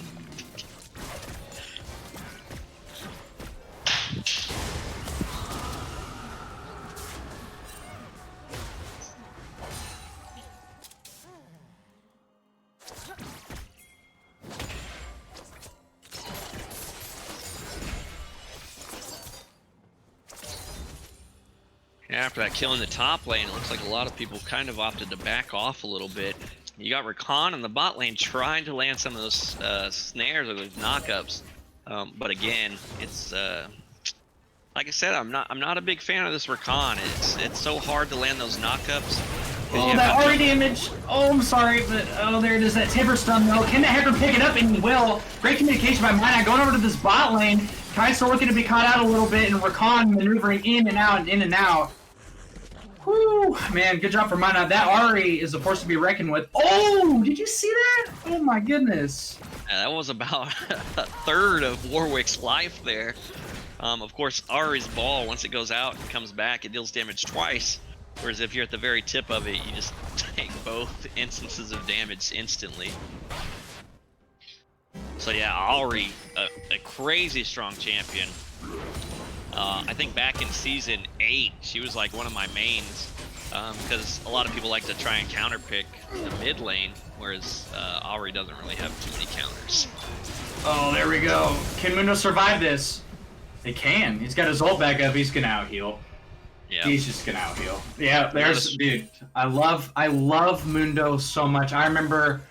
So back when I started playing when I was 13, there was this LAN center that I used to go to, and Mundo was the troll champion at the time. It was like Season 2, just into Season 3 when Zed got released, and Executioner, no, sorry, not Executioner, but Corporate Mundo was the skin we had, and you know, like it was like 15 games in a row, like one person would just play Mundo.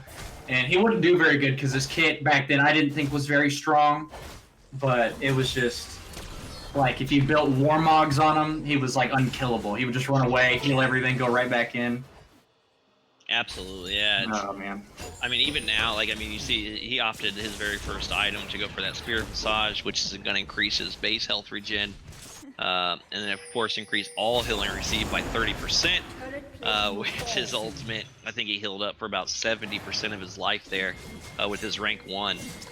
And as the game goes on, I mean, he just sustains so much damage. It's ridiculous. We do see teleports coming down from the Rumble. It looks like they're trying to make a fight for the Baron. Aura's going to use her ultimate to go in. Oh man, it looks like that Zai's putting in a lot of damage. The Nautilus seems to get out, but he doesn't. Eldagon coming in. Is this going to be an early ace? And it is a 5 for none in the beginning to score that dragon. Mundo goes in. And something that I like to say about Mundo too, not everybody knows his damage potential, especially when he teleports in. He's doing a lot of AoE damage. He's slowing down people. That Rakan and Xayah was doing so good during that team fight, feeling for each other in that hack room too. Shutting down that that Warwick early on. And wow, what a team fight from Minot. That was insane. Yeah, absolutely. That was a very early ace in this game. Oh man, that's crazy. So the AoE potential on Tinker is there. Unfortunately, the way that team fight kind of went out, they haven't really developed too many of their skills. There wasn't enough communication, and just the damage output that Minot had was crazy. Ari aggressively going in and just landing her charm. Yeah, She 3-0 came Ari up and a here. 3-0 Zaya at 14 minutes with 112 farm. Ooh. Man, you know, I would not be wanting. I don't want to be in Tinker's position right now. I would be very frustrated with the entire game. And I don't believe Rumble had his ulti available there in that team fight. I'm gonna go back. I wonder if he did, it would have changed the outcome. There was definitely at least 2 members of mine out that were pretty low there, and if they would have got taken out early, then that could have changed the entire, you know, process of what actually happened. Absolutely, yeah. So rolling back real quick, he had about 10 seconds left on his ulti, which later in this game we'll see a lot of those jungle fights where you have like those narrow pathways. Rumble's ult can either shut those off, or if it forces the team into those narrow pathways, the damage output of his ultimate is insane. And I mean, we'll get to see that. It applies a slowing damage, and it deals almost 1,000+ damage at rank 1 to any champion that actually sits inside of it. Absolutely, and I didn't realize how strong Rumble was. I think I played an ARAM with him for the very first time. I got a pentakill, and I was like, this champion can be so stupid if played correctly. Absolutely, and he opted to build that Leandri's first, so he's going to get that damage increase and, of course, that percentage-based damage. We're having a fight here in the Scuttle. Lots of damage going out. Warwick taking down the Hecarim there. And he comes the Ari coming back. Oh, man. They did get that. They did get that. That rift though, so that was good. Not for nothing, but you know, a little bit unfortunate for sure. They did lose 2 members. They did try to take out that Annie there. She barely escaped. She had to use her flash to kind of get away from that Ari. And Ari obviously opting to kind of not go in and risk her own life just to secure a kill on Annie. Very wise play on the part of Ari.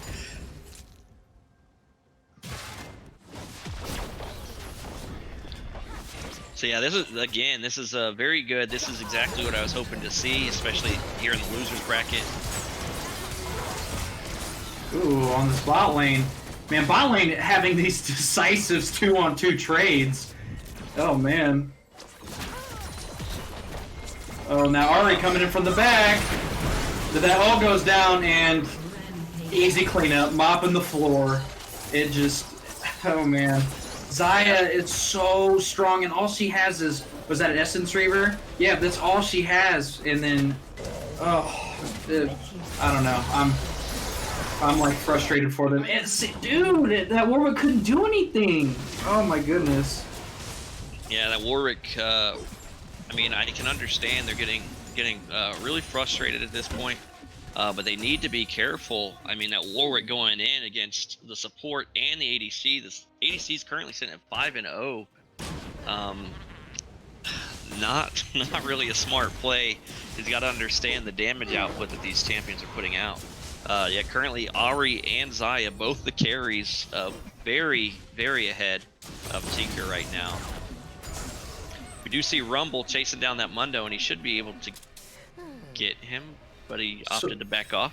So he should, because I believe, and I want to say this percentage is correct, Mundo's ult takes an initial 25% of his health at the time. That percentage might not be correct, but I believe it's roughly around there.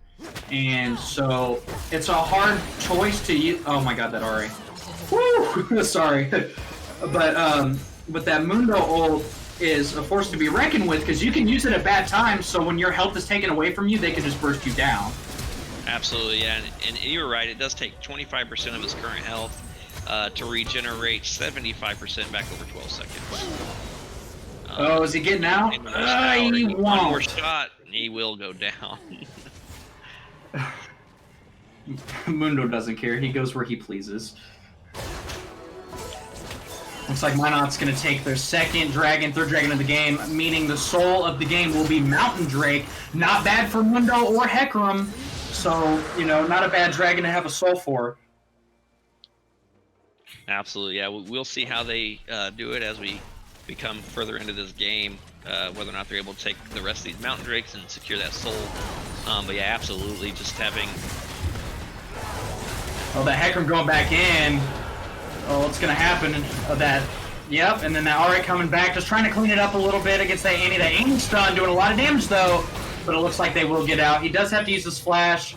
Rakan just pimp walking away. He doesn't care. He's like, you know what? I'm just going to walk away. Tibbers doesn't even scare me. I do. Unfortunately, Annie was unable to take that kill on that Ahri. Definitely a trade that I probably would have tried to take. Ahri sitting with 600 gold shut down. That's definitely what Annie needs to get back in this game. Unfortunately, Hecarim was able to jump in there and kind of shut that down. Oh man, that's 3 towers to their 0, 2 drags to their 1. The goal gap is almost at 10k, but it might just keep widening. 15-5. It's looking really good for Minot. Oh, Hecarim getting caught out. His team's not there. Rumble coming in, and that's going to be a pretty good catch up from Tinker. Get Hecarim off the map, but Mundo just putting in that work up top. But they are going to rotate up to him while Xayah and Rakan are resetting. Absolutely, this Mundo, it doesn't look like there are any wards to catch any of this out. So all he sees is this Rumble. Even his ulti shouldn't be able to save him from this. He is going to try and use that Blast Cone to get away. He is being chased down. There's a lot of damage. Look at that movement speed. He gets away. Dude, Mundo. Oh my gosh, he is ridiculous. Did he just walk away slowly? Yeah, he definitely did. He's like, I'm not gonna fight, I'm not gonna throw any cleavers, I'm just gonna walk. That's insane. I did not expect Mundo to get out there. So team fight going in, it looks like that Nautilus is gonna go down first. And he does, and Mundo picks up that kill, and I think that's the only one they're gonna get. They get out in the nick of time, taking down that second tier turret. Annie down in the bot lane with Hecarim trying to go meet her. It's looking really good, yep, and then they're just fighting under tower. They have the damage potential and nothing for Tinker to back it up with, and I think they're going to take this inhibitor, and then we'll see what they do after that. Yeah, Mundo just a face tank for everybody. He doesn't care. Yeah, they are. Their damage output and their wave clear at this point is very strong. Both their carries still yet to die in this game, so both sitting about 600, 700 gold shut down. But they are going to be pushing down this tower. Tinker doesn't have damage at this point enough to even take out this Mundo, as we saw. So again, he's absorbing so many of those resources.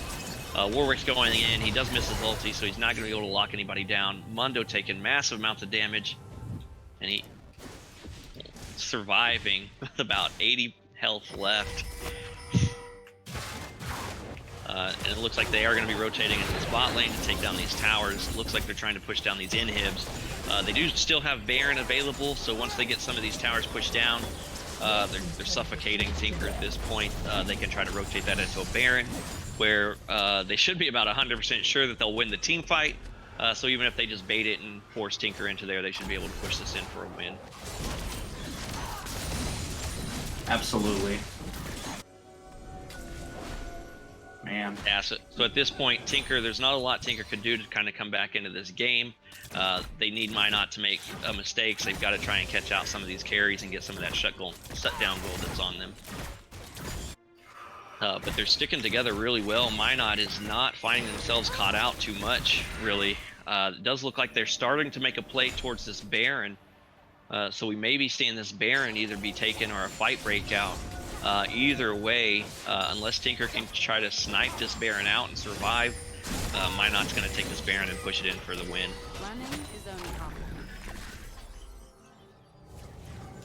Let's see what they can do here.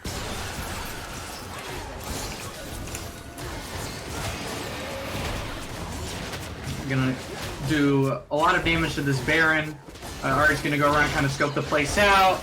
Mundo, he doesn't even need to be in there. I mean, it definitely helps, but all he needs to do is ward them off. And, you know, what we just saw from the top lane, all 5 of them coming up to him and trying to kill him, and he just walks away. He's not scared whatsoever. Absolutely, and he did opt to go for that Warmogs he talked about. So yeah, he's going to be getting back so much health after he escapes. Absolutely, that Warmog passive is ridiculous. See, he's already at full health. He was down maybe like, 400, and within a matter of seconds, it was over. And then his ult too. Absolutely, yeah. You can see he's sustaining basically full life. He's running around under the tower. He's trying to take down this Nautilus. Annie barely putting a dent inside of his health bar, even with the support of that tower. She's going to take a trophy to the face. She's trying to back off. Mundo just keeps coming in. He's going to end up taking that kill. Double kill on Mundo. He's trying to escape. We will see that Warlock come into play. Team fight is breaking out. This is a last-ditch effort for Tinker. They're doing the best that they can. Hecarim's going to use his ulti and come in. He's going to end up getting that kill on that Annie. Or on that Rumble, I apologize. And yeah, at this point, like I said, so that Baron basically ensured that they secured that kill. Tinker needed to make that play down there, and that Baron, they had no vision, so they weren't even sure what was going on. Wow, what very decisive game for Minot. Yes, quick 25-minute game. Oh my goodness. Wow. Wow, what a game. What a game. What a turnaround for Minot, coming from the first game where it was pretty even until they started getting caught out in team fights to just absolutely dominating the team fights. The communication on their part was so well this game. It was unmatched from their last game. Can't even compare it.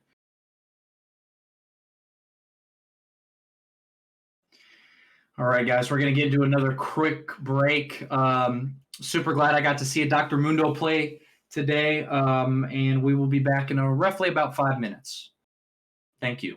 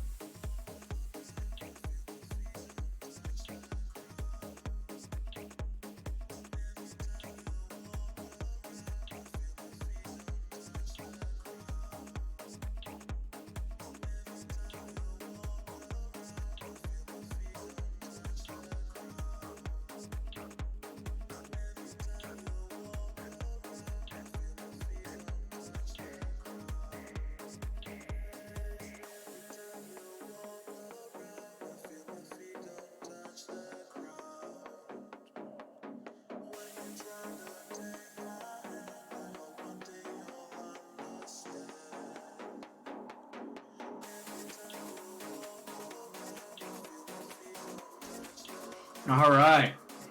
Welcome back. So, yeah, Mundo MVP of that entire game just because he picked Dr. Mundo. Absolutely. So yeah, these first three bands I expect to see in Ari, that was really strong. And then yeah. of course First Mundo. of many foes. Both of those champs extremely powerful. Probably still see the Syndra ban. Yeah, there it goes. Because of course, as strong as Ari and Mundo are, I mean, you still don't want that Syndra, especially if it's a comfort pick for the mid laner Eldirone. And they do still have one more ban, so we will see if they're going to ban out that Mundo or they're going to have the possibility of allowing them to have that. And no, they are going to opt to ban Zed. Maybe they have devised a counter Mundo strategy. I wonder if he'll pick Mundo. Oh, no, he's still banning. Or they may counter pick it. Yeah, there are no more bans on Tinker's side, so this will be first pick following this ban. So we'll see exactly what they do. And of course, top guaranteed being their top laner. Not sure how familiar or comfortable he is with Mundo. He does still take skill to play, as all the champions do, regardless of how face roll people think they are. Unless you're Yumi and you can just Uber everywhere. Yeah, that's true. Yumi is annoying. Based off your friend skills. There it is. Double time. I guess they want a second chance at Mundo to show the world what they've got. What I really want to see, what would make me really happy, is Mundo Tarek, but I don't know. Tarek, that stun, that it is not to be messed with. That stun is ridiculous. But, you know, not going away from the Rakan Zaya last game, that was a really good duo. Like you said, lovers duo. They played really, really well together. That was, the synergy was, man, it's like they play together, you know, that specific comp like all the time. It was Absolutely crazy. Yeah, so it does look like they're going to opt to pick Shin, who I don't feel is really, he's more of a base bursty kind of champion. He doesn't do any type of sustained damage. So that's going to give Dr. Mundo, especially post 6, free reign of that lane with absolute zero fear of going down to Shin. I would have liked to have seen maybe like a set being played in the top lane. That would have been really nice to have seen. Lucian was available. They have Pled, Aurelia, Tryndamere, Wukong even, right? They're all champions that I think would have been better against Mundo. Is Kled the one that gives like better items to teammates? Is that what happens? No, that's Ornn. So Ornn's really good as well. He becomes very tanky. Again, does more burst type damage. Not really that effective against Dr. Mundo. But champions like Set, who are able to kind of out-sustain Dr. Mundo's damage and stay in that fight, deals true damage, extremely bursty, very sustained damage as well. That's a champion that I would have liked to have seen. Set probably being the #1 pick. Or even Aurelia, because Aurelia does the same thing. Once she gets those stacks up, she starts doing that extra true damage, and she's another champion that does so much lifesteal that 1v1 against Dr. Mundo, he even with his ultimate, he can't out-sustain someone else that's just life-stealing his health. Absolutely. Yeah, Aurelia, one of the highest skill caps in the game. She is so hard to play. But if you can get good with her, she's a monster. She does so much damage, and in the hands of a good Aurelia, or Aurelia in the hands of a good player, rather, yeah, it's freaking incredible. It's amazing. She throws down her ulti and then like kind of weaves in and out of her abilities. You kind of question yourself why she just dashed on me 4 times. And then of course she also has a team stun that she can utilize. But yeah, she does so much damage so fast, and then of course once she gets her stacks, she does so much sustained damage. Absolutely. And that would have been a perfect champ against Mundo. Vel'Koz, I'm not sure if he's going to be played in the mid or the support. I'd definitely like to see Vel'Koz more in the mid lane role as opposed to a support role. He is very strong in support, though, utilizing his kind of the angular ability that he has. But I'm kind of concerned with these picks from Tinker. It doesn't look like they have a real comp going down, because I mean, it looks like Skarner's going to be possibly going in trying to snatch a champion, maybe with a Shin ult, but Lux is going to be locking them down. It seems like they're kind of all over the place. Whereas we're looking at the side of Minot, and they've got Mundo, they've got Hecarim, and they've got that ball delivery system with Orianna. So they've got a lot of this kind of AoE damage, this frontline tanks. And then, of course, Xayah, we saw how she was played. Not my favorite ADC pick, especially in this current meta, but still a strong champion. Absolutely. Yeah, I think what Minot's kind of intent this game after they banned, Ari, Rakan, is they want to center them up so Xayah can get her ult off, and then Mundo can kind of just go in and face tank. So Oriana's ball, Thresh ultimate, Hecarim's Sphere, locking them down in Thresh ultimate, and then Xayah's ult to kind of deal that damage, and then Mundo cleaning up. So I think that's what Minot is trying to do. On the other hand, Tinker, though, it's weird to see. It's a lot of AP that can be shut down pretty quickly, I think. They'll cause, not one to sustain. Same with Lux. They do both a lot of damage, but I feel like they have a more squishy team than Minot does. And it does look like so some pick potential possibly there. So if Minot finds themselves out of position, but seeing these last two games that we've kind of watched, they don't often do that. I know we had some issues with Nautilus sometimes going in for really aggressive hooks, which this team comp would have been great against, where they can kind of do that, like falling back while dealing massive amounts of damage to a single target kind of deal. But we can see they're not doing this time. I mean, Thresh being a little more dangerous than Nautilus because he doesn't have quite as much health as Nautilus typically does. So they might still have that possibility. But again, they're going to be looking for picks where we haven't seen too many of those opportunities present themselves. I completely agree with you. Oh, it's going to be a fight for their to keep their loser spot. So this is the game, first round of losers. Absolutely, yeah. This is game 3 of a best of 3 in the losers bracket. So we will be saying goodbye to one of these teams. Again, completely unbiased. And we'll just stop there. Absolutely.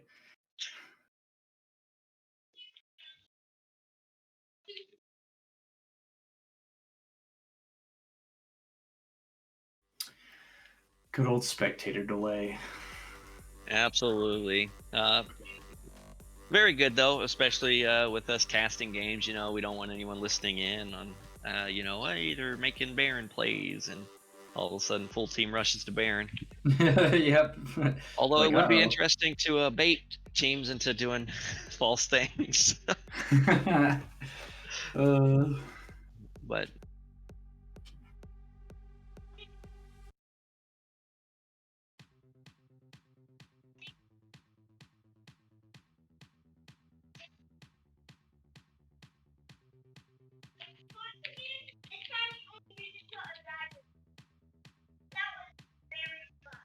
all right, we got about 10 seconds before we get into the game here. 3 minutes seems like such a long time. Hold on.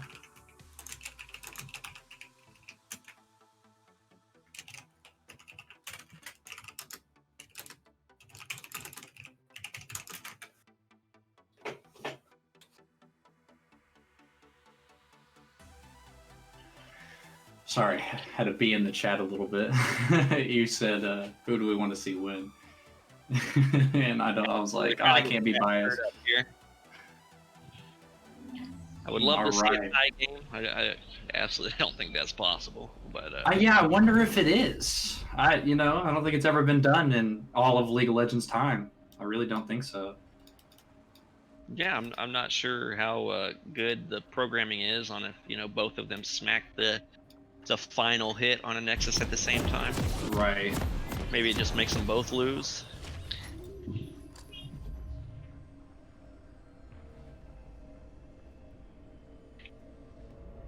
All right, going into this third and final game of this first losers round.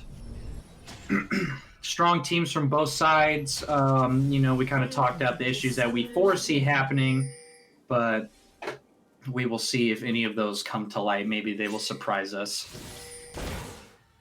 30 seconds until minions spawn.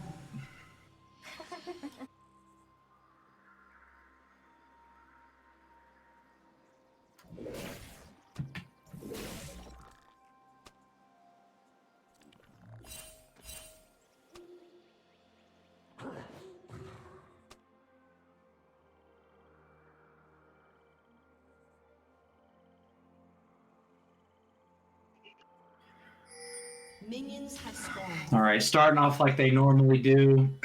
Is Shin going to take some damage? Nope. No, but Mundo will because all of his abilities are life-based.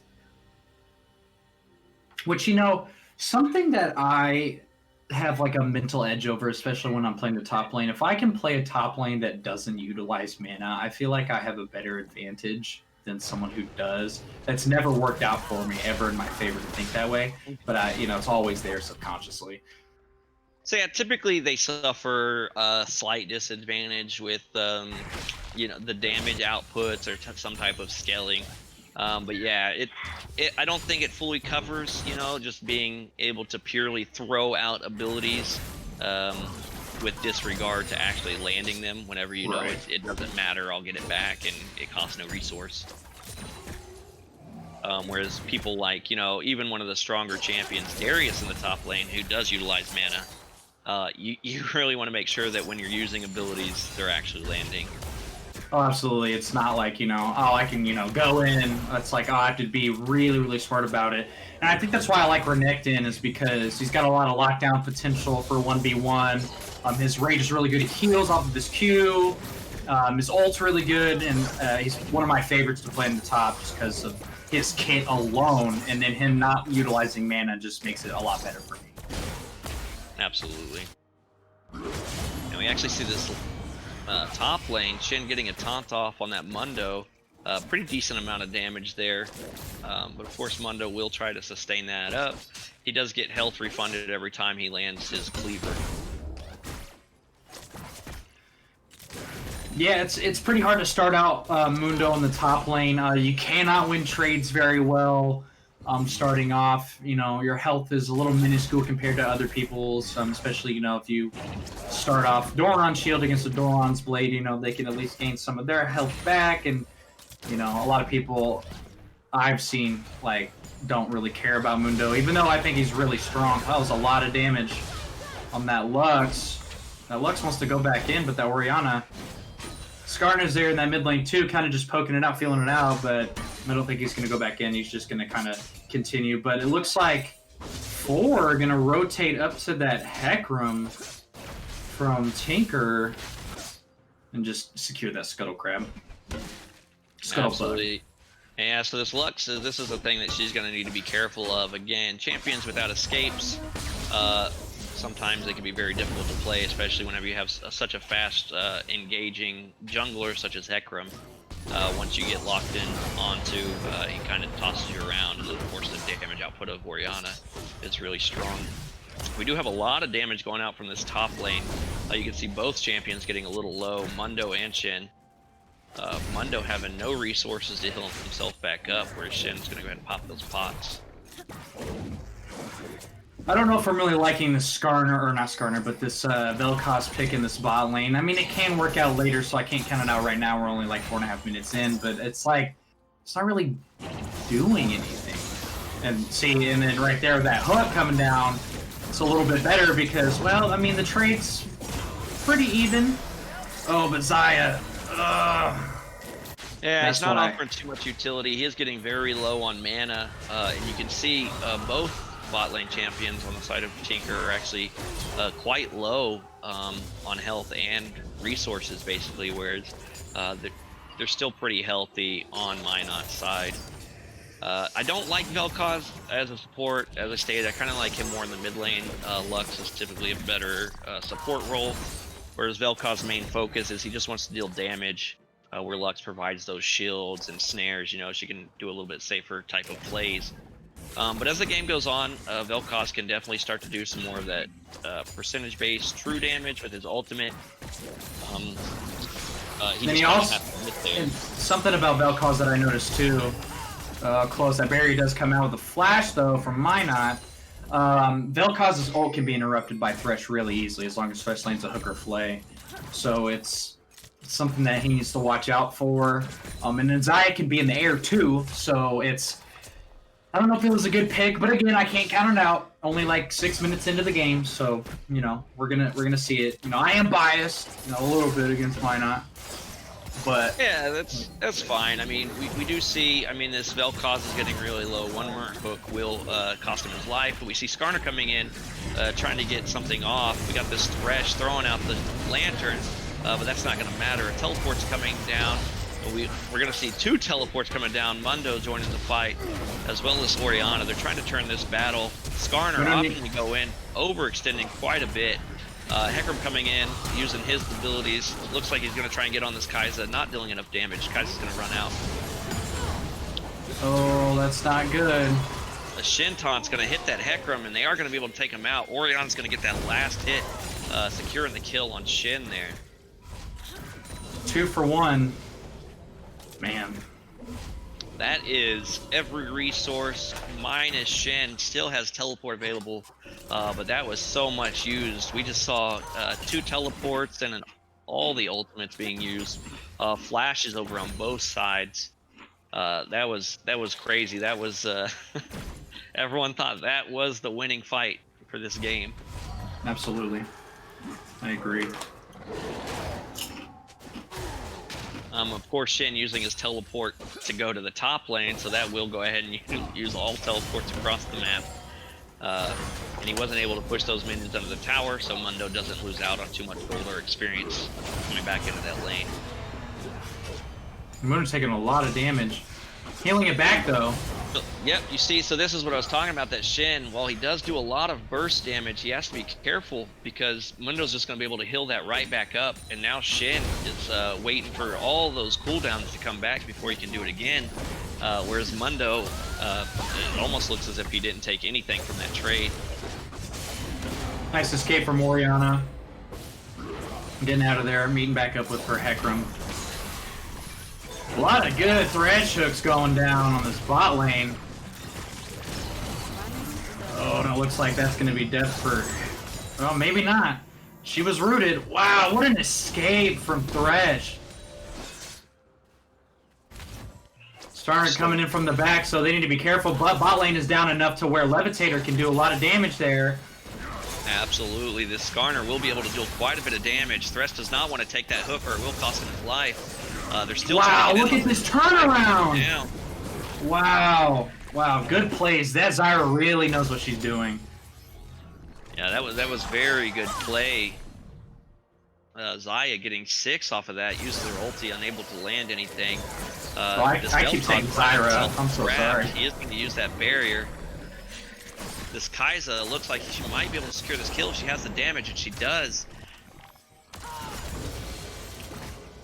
Yeah, Skarner just overextending just a little bit, utilizing his smite, hoping that it was going to secure the kill on that Thresh there, taking way too much damage, allowing Kai'Sa to just sit there and, Xayah to just sit there and well on him the whole time.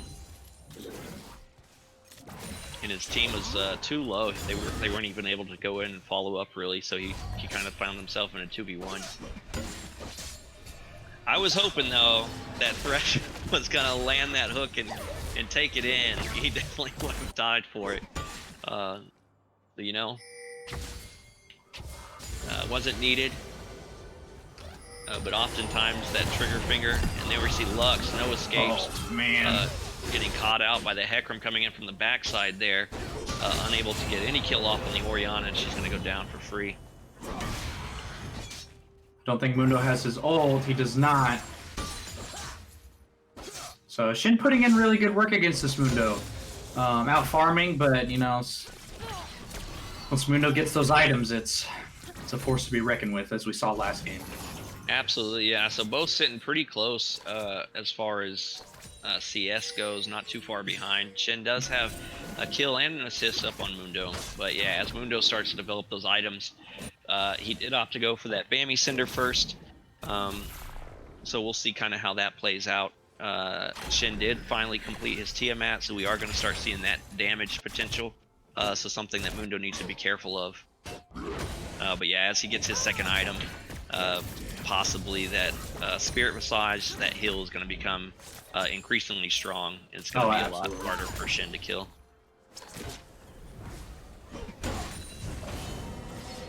Oh, Shin coming back. Mundo will be able to get out of that recall back. Yeah, Shin utilized his E earlier, looking like to possibly get back into lane there, so he didn't have that available. Otherwise, he would have secured that kill pretty easily on that Mundo.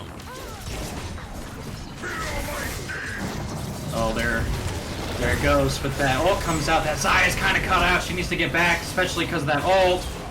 And the Shin comes down. I don't think Mundo has his teleport. He doesn't. It's down. The Orianna comes back in, but can she do something? Oh, man. They got to get out of there. Luckily, it was only just one.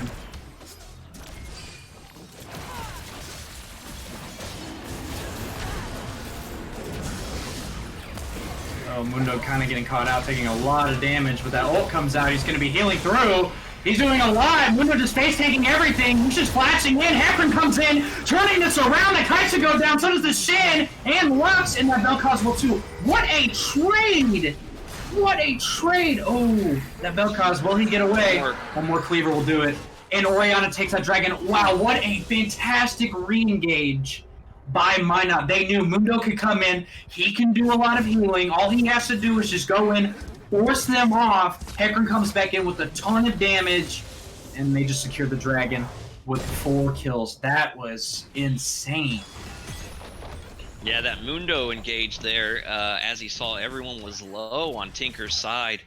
He just completely out-sustained that damage, giving his team plenty of time to get in there, securing multiple kills, and then finally landing that final cleaver onto Vel'Koz.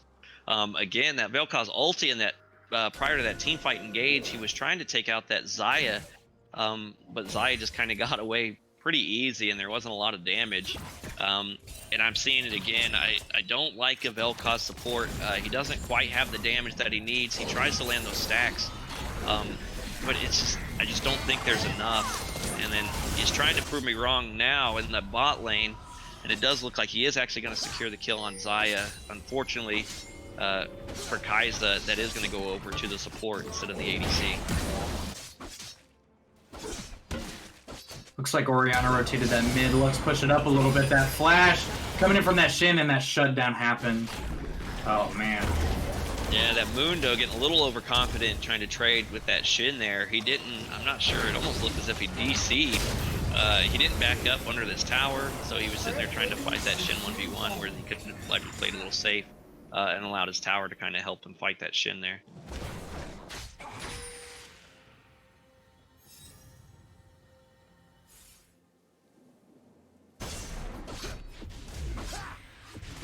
Teleport coming back in from that Mundo.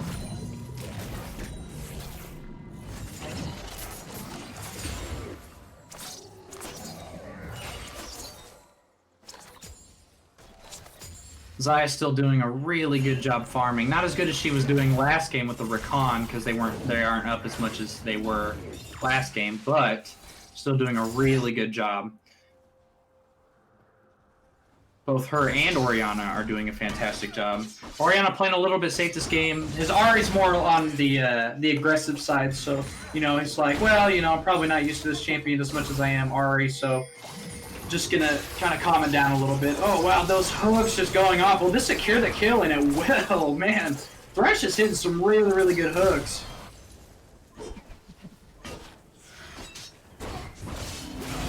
Ooh, missed the taunt on Shin.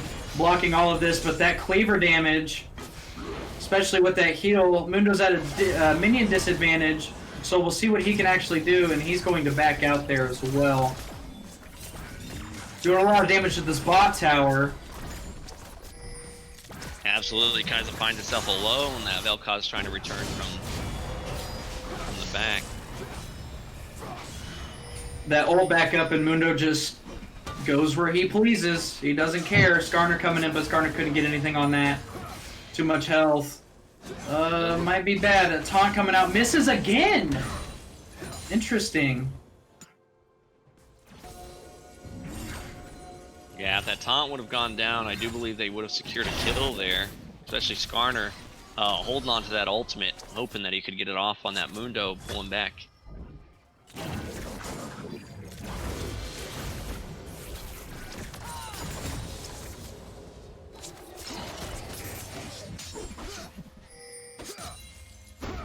Yeah, the Shin actually working out really nice for Tinker. You do see... Yeah, I knew Mundo was waiting. I was like, why is he just sitting there? But that fear goes down, and he gets his 3rd kill of the game. Mundo's getting really strong, especially... That Hecarim is really strong, too. He is everywhere where he needs to be at all times. And I think Skarner just took Rift Herald, so that's going to be a little bit of an advantage for Tinker. Commentator's curse, yep. Very unfortunate. I was just about to applaud that Shin in the top lane there, right as he gets baited into a taunt on the Mundo, and unfortunately getting killed with that Hecarim gank in the top lane.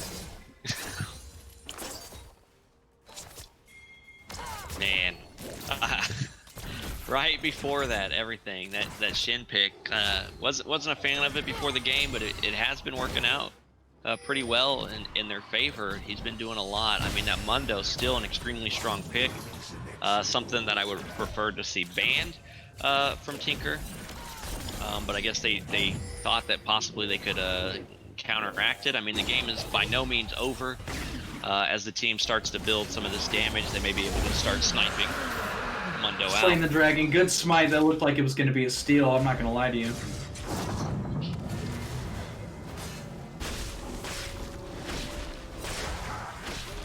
Going to be Cloud Drake Soul this game.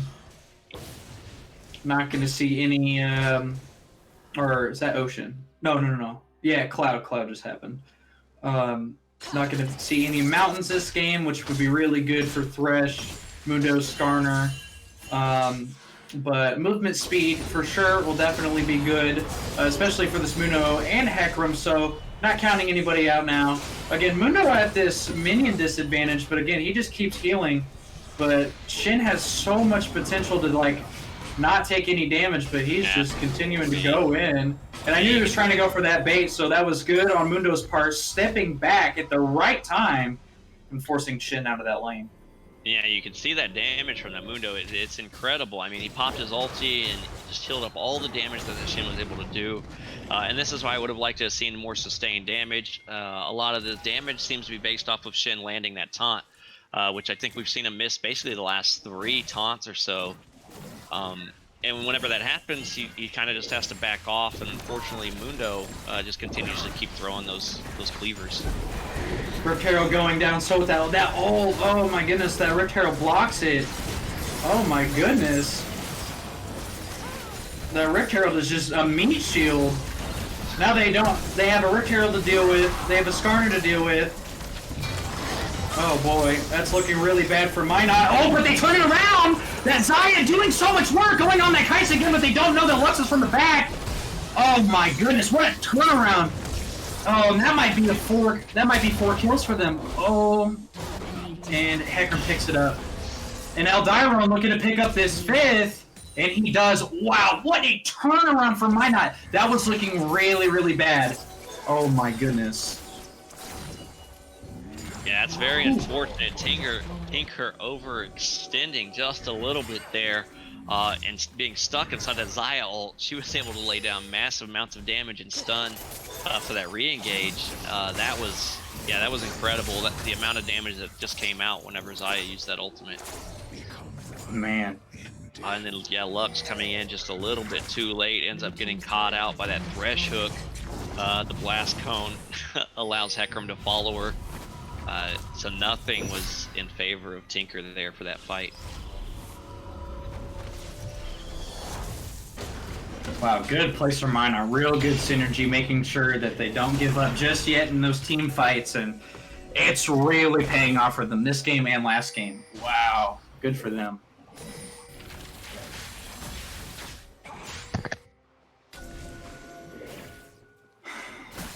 So, going from last game to this game, you know, a little bit down on Tinker, not too much, just about roughly 5K gold, you know, just, you know, almost there. But what do you think Tinker needs to do in order to combat the strong team that Minot has?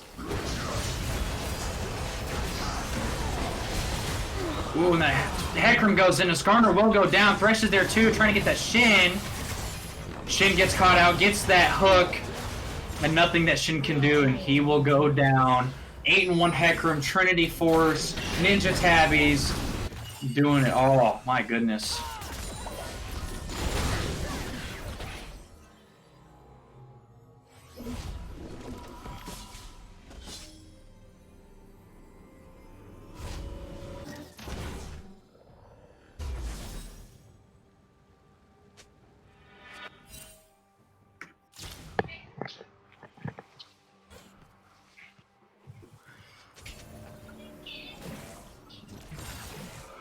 So, Silent, what I was asking earlier, I think you had to go take care of something real quick. I did. I apologize for that. No worries. No worries. Absolutely. I completely understand that.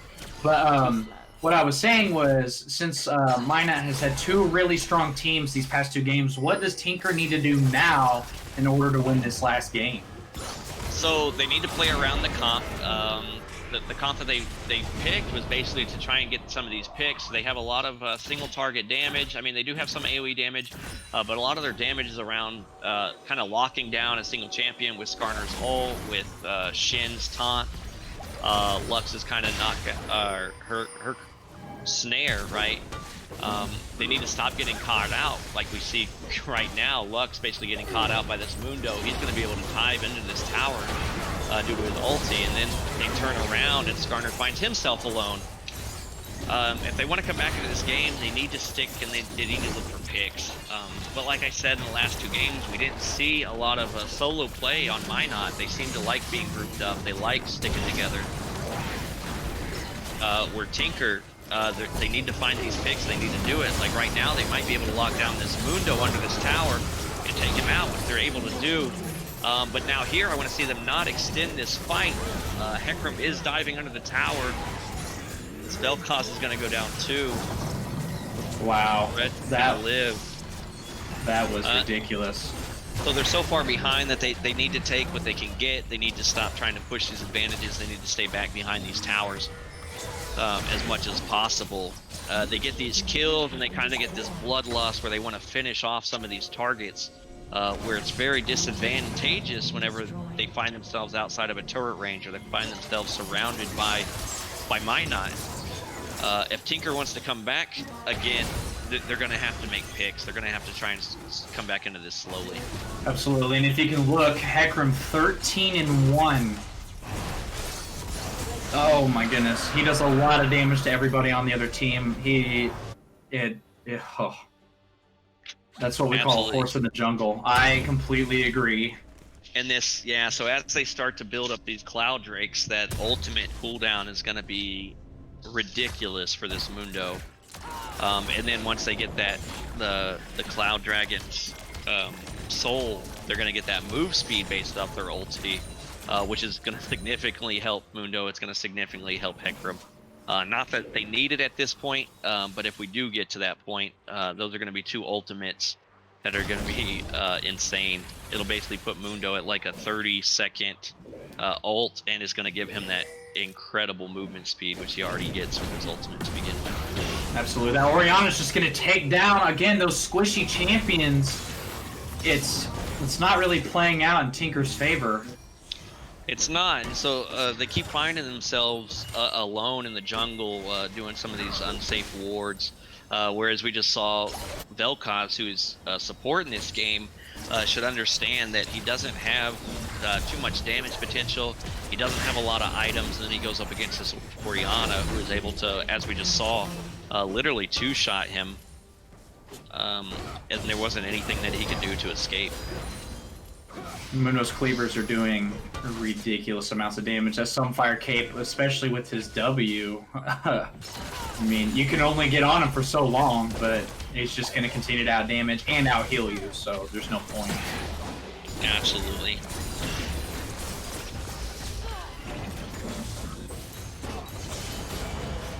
Shin missing a lot of these taunts. I know what he wants. That Xayah might go down, but she won't. She will get out. She was saving that jump for that Lux ult. Mundo's still in the top lane, doing Mundo things, going where he pleases.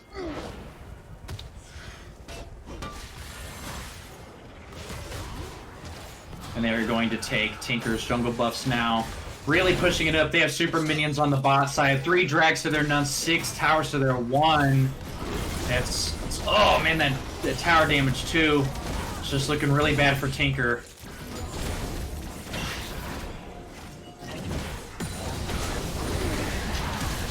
And there Mundo goes doing things, and then that Hecarim doing the same thing.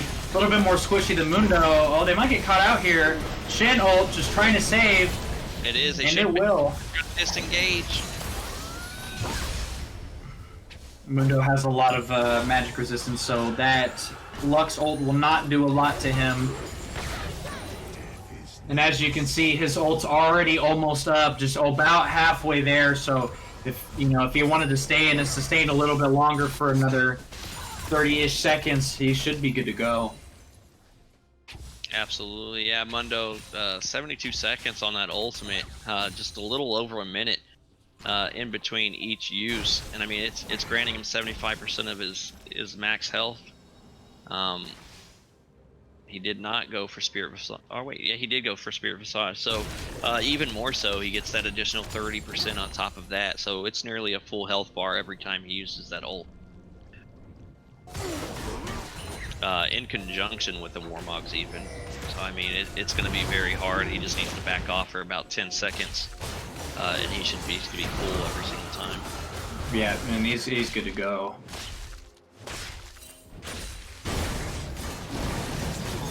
Yeah, we can see him taking this Baron.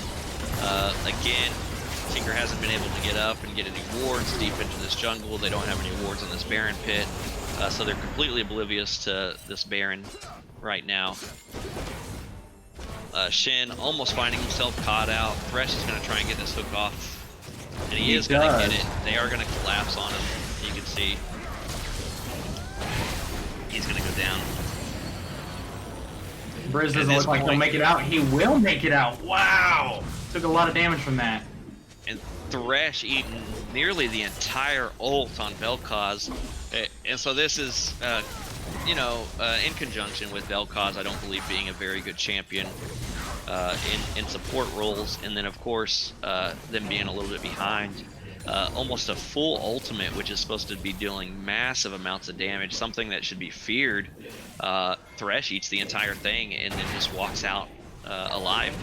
I mean, he was very low, but still, you should not be seeing the support eat an entire ultimate from Vel'Koz. And then, yeah, walk out without any repercussion.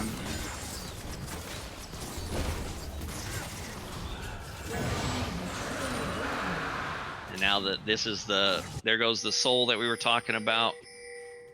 So yeah, now every time an ultimate is used from a champion, they get 50% bonus movement speed for 6 seconds. So we might be seeing it here in this Mundo, and yeah, Mundo uses ultimate, and it looks like he has double ghost activated. He is so fast right now.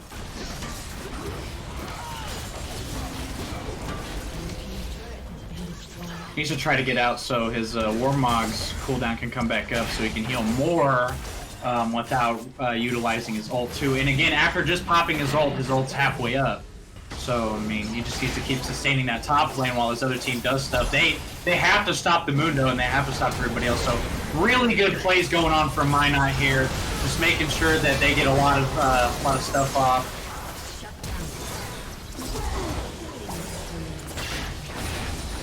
Yeah, it looks like this might be the push to end.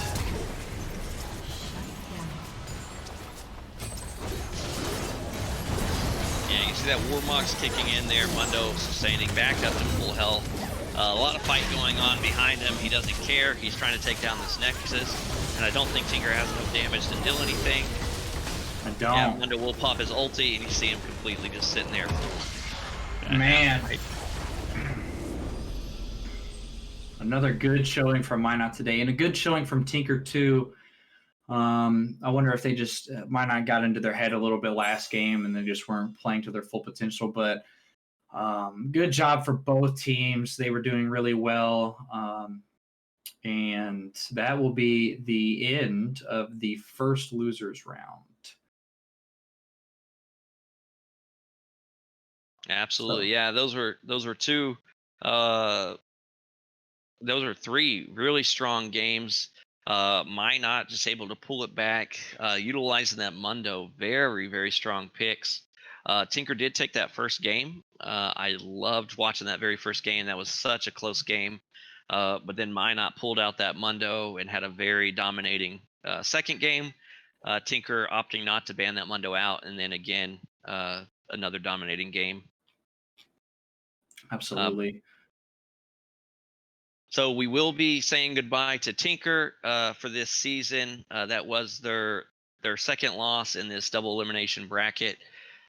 So we will be looking forward to seeing them back next year, though, whenever we host this League of Legends tournament again. Hopefully they have plenty of time to maybe find some new players, develop their skill sets, and work together as a team.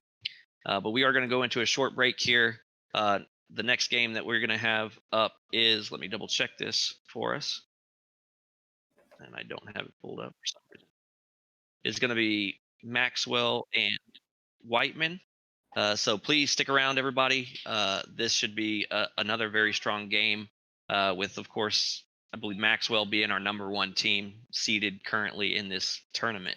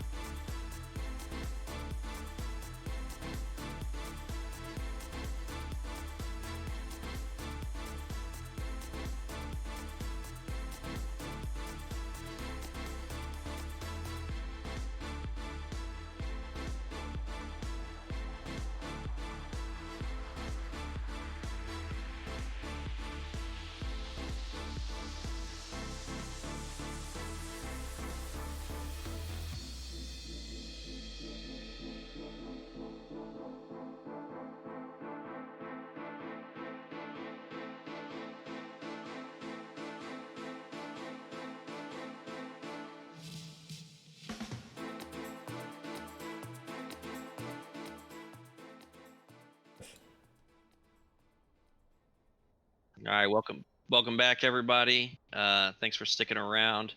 Very excited about some of these games that we're about to see. We've got Maxwell versus Whiteman.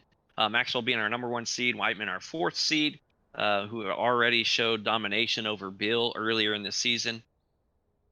So looking forward to it. We will be getting into the picks and bans here shortly. We just want to make sure these teams are ready. What kind of things are you expecting to see out of this game, Smizzy? Well, I don't actually know. It's been a while since I've seen. Oh man, who's going to be on blue side this game? Is that Whiteman? Right now, we've got Maxwell on the blue side. Okay, so yeah, it's been a while since I've seen Maxwell on the playing at all, actually, and then recently I've been seeing a lot of Whiteman too. So I know Chrissy's Mordekaiser is really strong. We've talked about that before, and then hopefully we can see something to combat that because she will start ramping up in the game if she's not condoned very early. Absolutely. So, I expect to see a Mordekaiser ban for sure, especially with Chrissy being one of the basically that's her favorite pick, I would say, right? And it's a very strong pick. Even if Mordekaiser gets behind, he can still kind of eliminate a target. Not so much as kill them, but he can take them out of the fight for 6 seconds, which can be extremely devastating depending on what champ he decides to take out.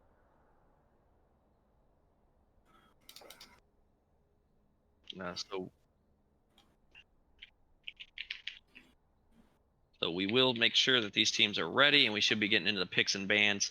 Again, I'm very much expecting to see at least a Mordekaiser ban.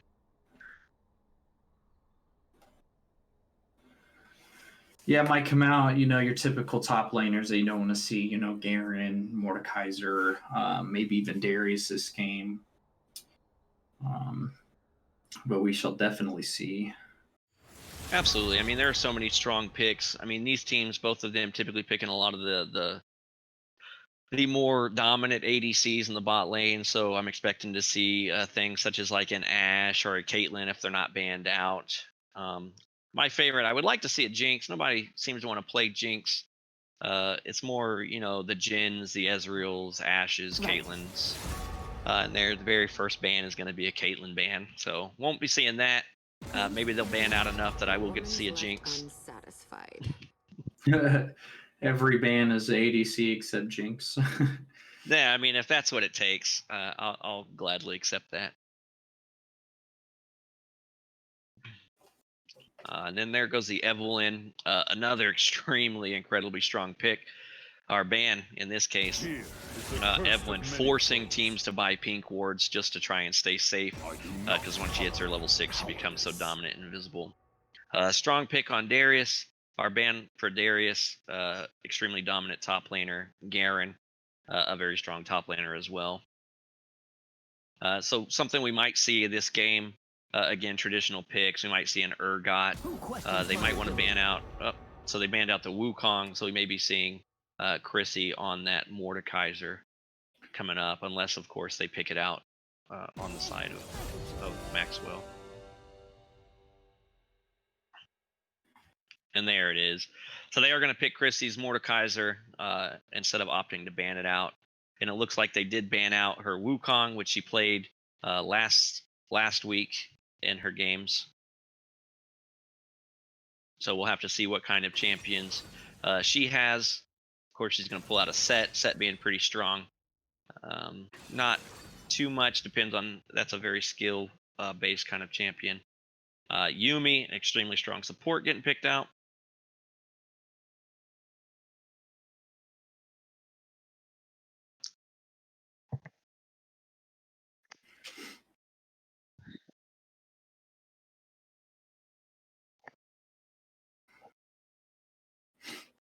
Oh, Pantheon, okay.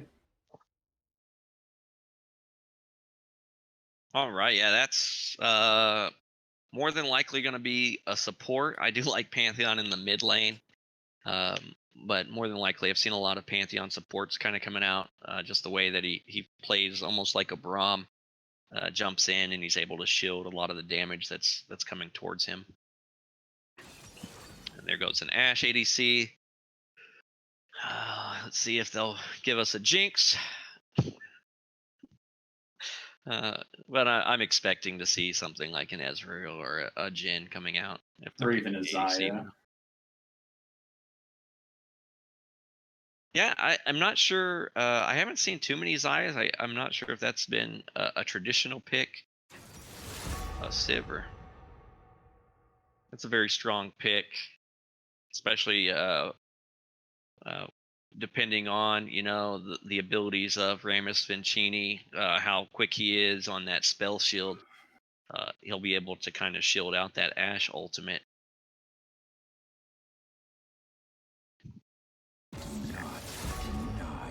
Does Zed ban want to take out that assassin really quickly?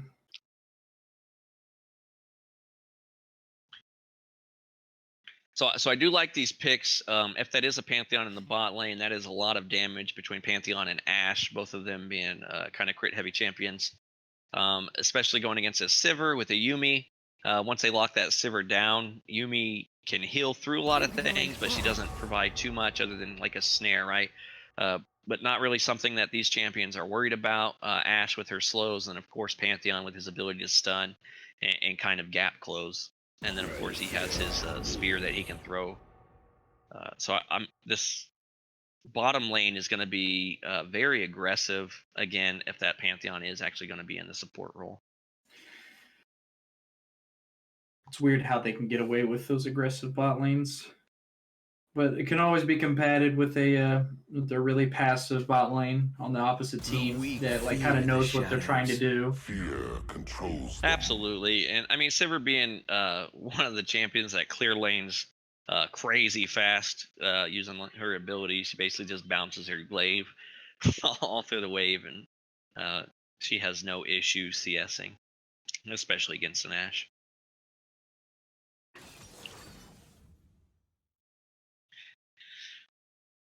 And there will be a Shyvana pick for Reberg 14. Shyvana, a crazy strong jungler. Later in the game, depending on how she's built. I've seen some of these AP Shyvanas, I think is currently the meta. Her burst damage is crazy. I've seen her wipe out nearly entire teams with a full rotation of her abilities. Absolutely. And I have no idea where this Lucian is going, possibly in the mid lane. It's a lot of AD. Yeah, I'm not certain. This is a really kind of off the wall pick. This Lucian, maybe in the mid lane. I believe I've heard him go into the mid lane. And with this Lux pick, it does look like Bang is going to be playing this Lucian. So this Lux is going to have to be very careful playing against this Lucian. She does not have a lot of escapes. She doesn't have too much health. So I'm going to keep my eye on this mid lane. This Lucian is going to be getting a lot of kills if this Lux isn't careful.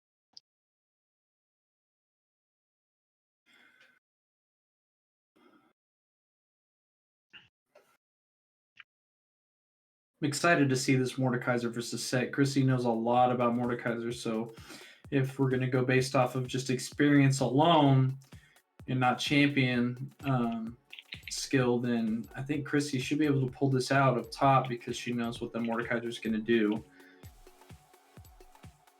Yeah, looking at these matchups, both these teams are going to be very strong. Maxwell has a lot of early game damage potential. And then, of course, double ADC scaling into the late game. And then Mordekaiser, just with his toolkit, that late game kind of loves that as well. So I like the curve that Maxwell is providing. Whiteman, of course, they have a lot of really late game damage here with this Lux, Shyvana, and Set. And then, of course, Yuumi, once she gets her items built, she's going to be able to latch on to a Set or Shyvana and kind of keep them inside the team fights for extended periods of time while they deal massive amounts of damage as well. Yeah, absolutely.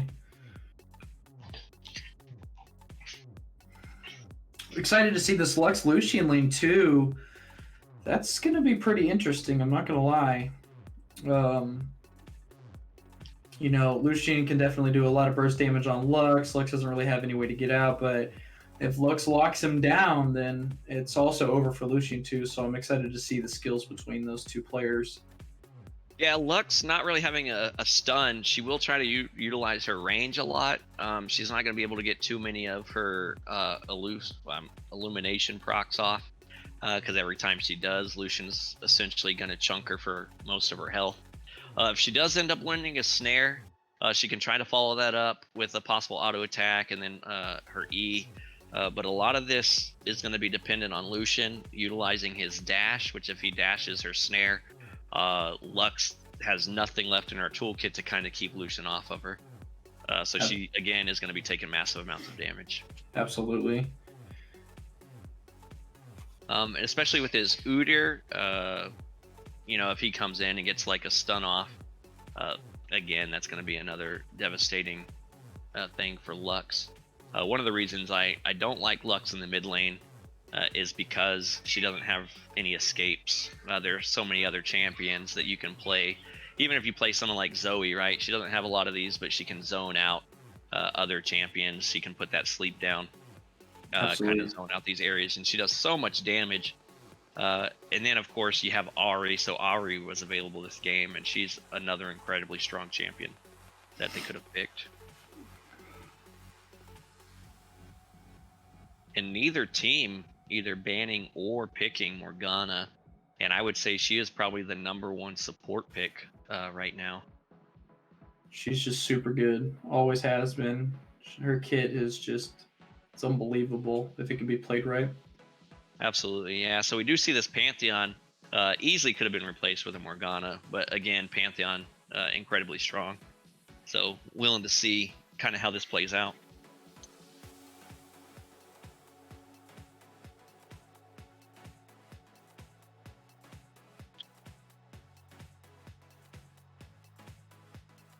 So yeah, just thinking about these two teams, kind of looking at them right now, I do have to favor Maxwell a little bit, not just because they're the #1 seed pick, but just because of that early game potential. And a lot of these games, or a lot of these teams that we've been seeing as of late, there's a lot of fighting going on early. A lot of these teams don't opt to play too safe in the early game, and so when you take these early game picks or these early game champion comps, it's very easy to snowball into the late game and kind of surprise your enemy as you start to scale faster than they do into the mid game. Absolutely. I completely agree with that too. It can be shut down relatively early if they wanted it to be. Absolutely. And so yeah, if they opt to play safe, it's good on them. Whiteman can absolutely do that. But Maxwell is going to be looking to try and make fights, and they've been a very coordinated team up to this point, so it's going to be extremely hard. I'm expecting to see possibly some tower dives coming out. They're definitely going to try and push this advantage that they have in the early game. 30 seconds until minions spawn.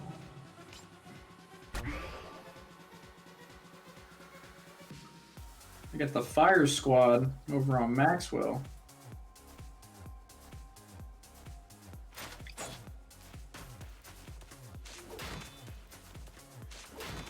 I also like this Udyr skin. Udyr skin's really good.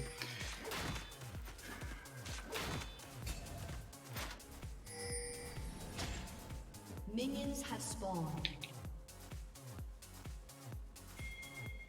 All right, there we go. Had a technical difficulty there. Couldn't get the screen to pull up. Looks like we're good now. You're already starting to see some damage come out. A little bit going down on that Lucian. And first blood. Mordekaiser's going to end up getting caught out. That's no way to get into this game. Nope. Minute 32 in, already a death. So yeah, Mordekaiser is going to end up dying. The set's going to be able to get up there and kind of get that CS lead and that level advantage. Mordekaiser's going to lose out on these first couple of minions.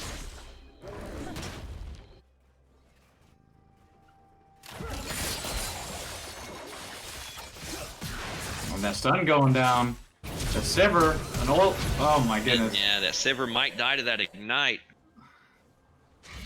Well, they're playing aggressive. She was able shit, to cleanse. live. We do say that top lane coming in.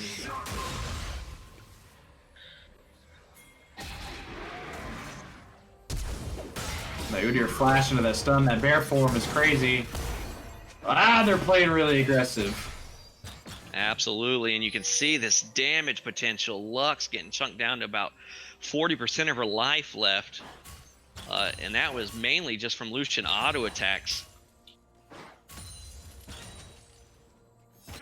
So yeah, as Lucian starts to build up more of these abilities, I'm telling that Lux is going to have to be careful.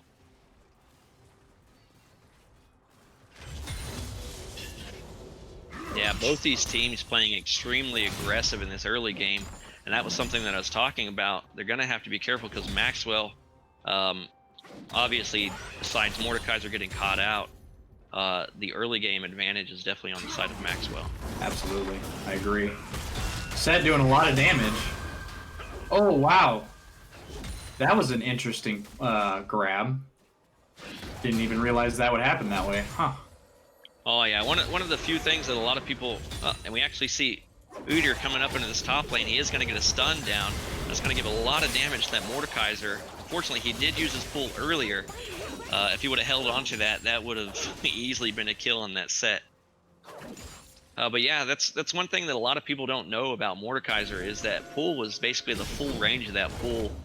So a lot of times you can kind of use that pull when you're being chased down and run through it. And if the champion doesn't dodge it, it actually throws them away from Mordekaiser, where he can use it as kind of like a disengage tool.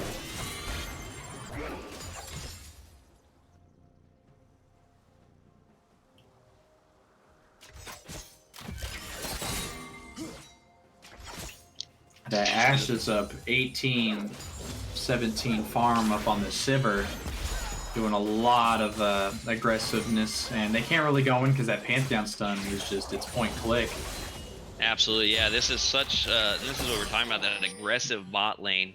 It's essentially a 2v1. While Yuumi does have the ability to heal, there's not much. And here we go, we see this Udyr coming in, getting that stun off.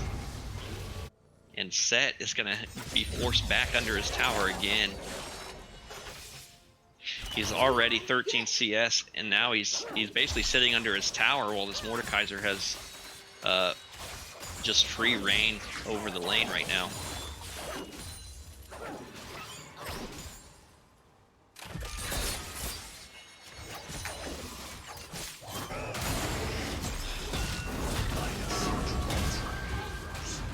Mordekaiser just doing a lot of damage up in that top lane. Set trying to put some back, but he just keeps forcing him back out. Absolutely. This is such a giant wave. Set needs to make sure that he stays healthy enough to get these minions. One of the last things that Set's going to want to do right now is to either die or be forced away from this. This is so much golden experience.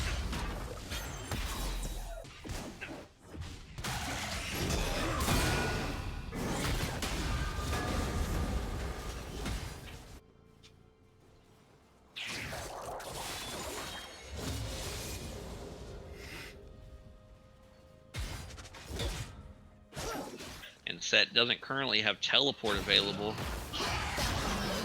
Chrissy's going to have to be careful. Again, another wave. Want to make sure that they secure this cannon minion at the very least. It's about 70, 80 gold. Very important to make sure that they're getting these cannon minions.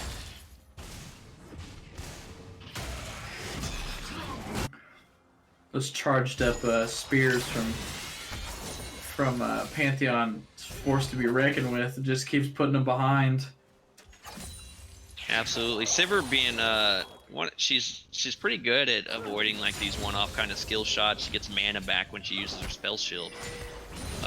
So it's not too hard to, just press that E and avoid all the damage. But at the same time, you kind of want to have that available, especially if Ashe hits level 6, which she's just hit level 5, so she's got about a level left to go. Got Shyvana jumping into the mid lane against this Lucian. Lucian trying to run for his life. He is going to be chased into the jungle, trying to find this Udyr to help him out. He is going to use that dash, and you can see this damage coming down from this Lucian. Massive amounts of damage going over into the Shyvana. She does secure the kill, but Udyr is going to be able to take that that kill and roll that into still in that red. Yeah, that's crazy. That Lucian damage is nuts. Yes, it is. Just destroyed Lux and destroyed Shyvana in quick succession.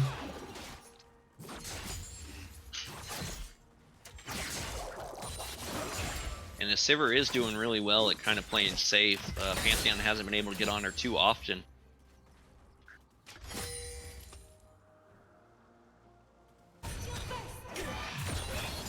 But again, she's got to be very careful. Once this Ashe, who is about 3 minions away or so from hitting level 6, that ultimate is going to be extremely devastating if she's not able to spell shield it.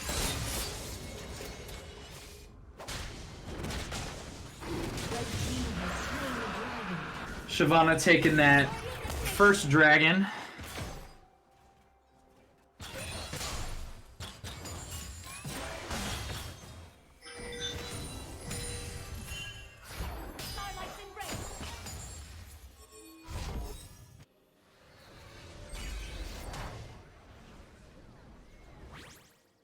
When an Ashe ult comes down the mid lane, barely missing that Lux. Lucian looking for that stun. If that would have landed, Lux would have been in big trouble. But that will put Ashe on about a 70, actually it's a 100-second cooldown. By the time she gets in the lane, she's got about a minute left. Yeah, her ult's very good if utilized correctly, but without it, I mean, a lot of these engages that bot lane could be doing it. You know, it's hard. I mean, good thing she still has a slow. If she didn't have that, I don't think Ashe would be a very good character. Yeah, I mean, she does have a lot with her Ranger's focus, right? She gets that that attack speed and damage. But yeah, absolutely. Her ultimate is one of her key factors in the way that she kind of plays. Especially when you coordinate it with champions like Morgana, who are able to snare targets that are immobile, or especially with this Pantheon, right? Able to extend that stun and deal massive amounts of burst damage. Absolutely. Looks like that ritual will go down to Udyr.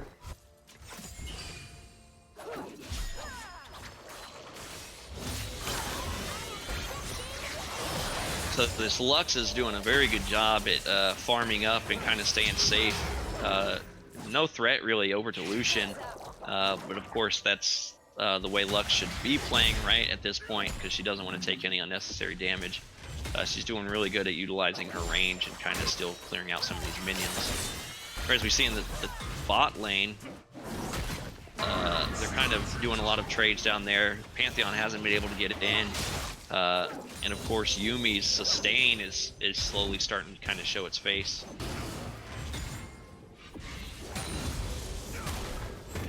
This top lane, though, this Mordekaiser just putting a hurt on Set. He does pull him, and Set's going to utilize his ulti to try and get him in the back lane. Shyvana's going to jump in with absolutely no health and is going to easily be smited down by this Mordekaiser.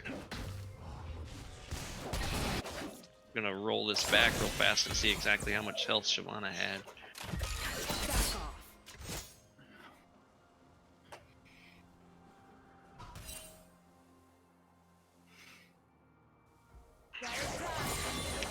Yeah, Shyvana was getting basically beat down by that Udyr and ended up jumping into that fight with about 200, 300 health. Yeah, she definitely got put in a really bad situation when she used her ult. Absolutely. Yeah, I think her better bet maybe would have been to possibly jump into that Rift Herald pit and just completely escape the fight. She might have had a better chance at living.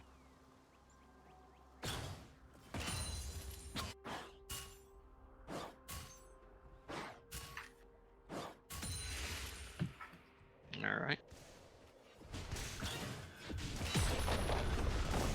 And it's not always a good sign, you know. A spectator cam decides to focus someone clearing a ward. Lets you know there's not too much going on. Yeah, I know. It started off really, really aggressive, but they both seemed to like kind of chill out. Yeah, I think they saw that there was a lot of damage from both sides. Obviously in favor of Whiteman, you know, kind of slowing it down a little bit. We got Shyvana again utilizing her ultimate to try and get away. I'd like her to maybe play a little more safe, utilize her ulti for engages or ganks, try to help her team get some damage down on these teams, or on these enemies. That Shyvana's getting poked out a lot.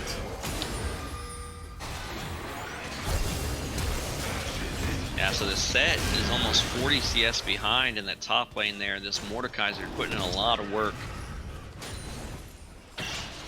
I mean, set still is going to be extremely strong as the game goes on. But again, Mordekaiser, if he continues to keep up in these 1v1s, it's not going to be too hard for Mordekaiser to just pull set out of the fight and make him irrelevant later on in these team fights. You can see half his health from 2 Qs.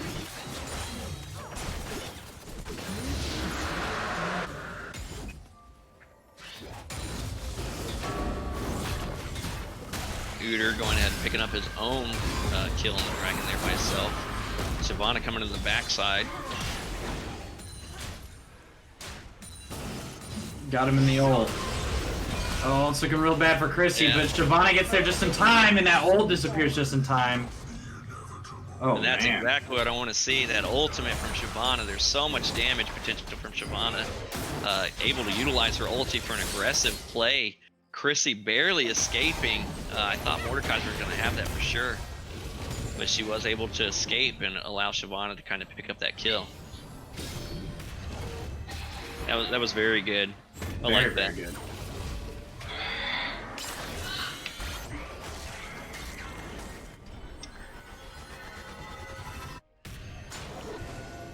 And turret plating is going to go ahead and fall now, so we should be looking to see a mid lane tower possibly go down here in the near future.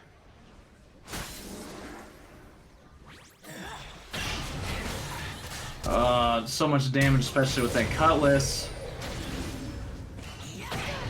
Yeah, it's... he can just collapse on. That's why I like him in the top lane. He's really good to collapse on someone.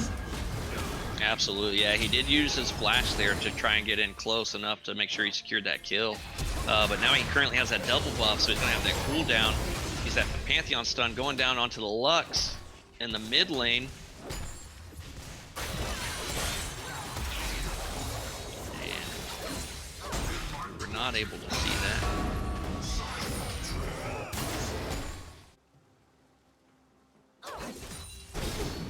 Yeah, that Lux, just absolutely nothing she could do in the mid lane there. Pantheon opting to roam up into the mid, got that stun down. And those double buffs on that Lucian are so strong. He still has those double buffs, and it looks like he's trying to make a roam down into the bottom. It does look like he's actually going to opt to go back. Meanwhile, Chrissy in the top lane is just getting whomped on by that Mordekaiser. Yeah, she's gonna have to go and take Gromps to try to catch up. Still losing out on a little bit of health too. Absolutely getting further and further behind. I think the last time we spoke, I think she's only gone up about 10 CS, whereas Mordekaiser's now increased that CS advantage almost to 60 minions.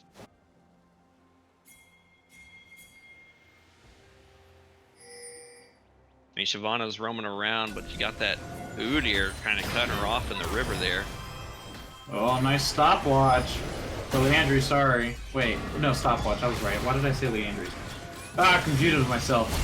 That Lucian damage coming down, that Lux not gonna be able to do anything.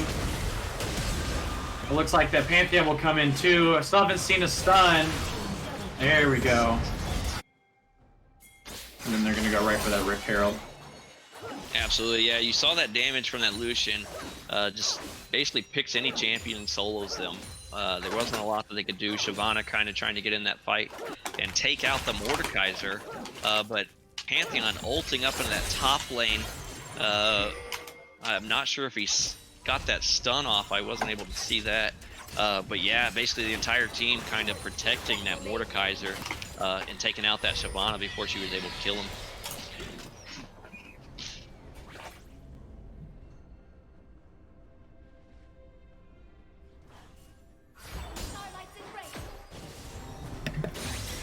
And this is incredible teamwork on Maxwell. As we've seen in their past games this entire season, that's one thing that they excel at. I believe they have a really good communication.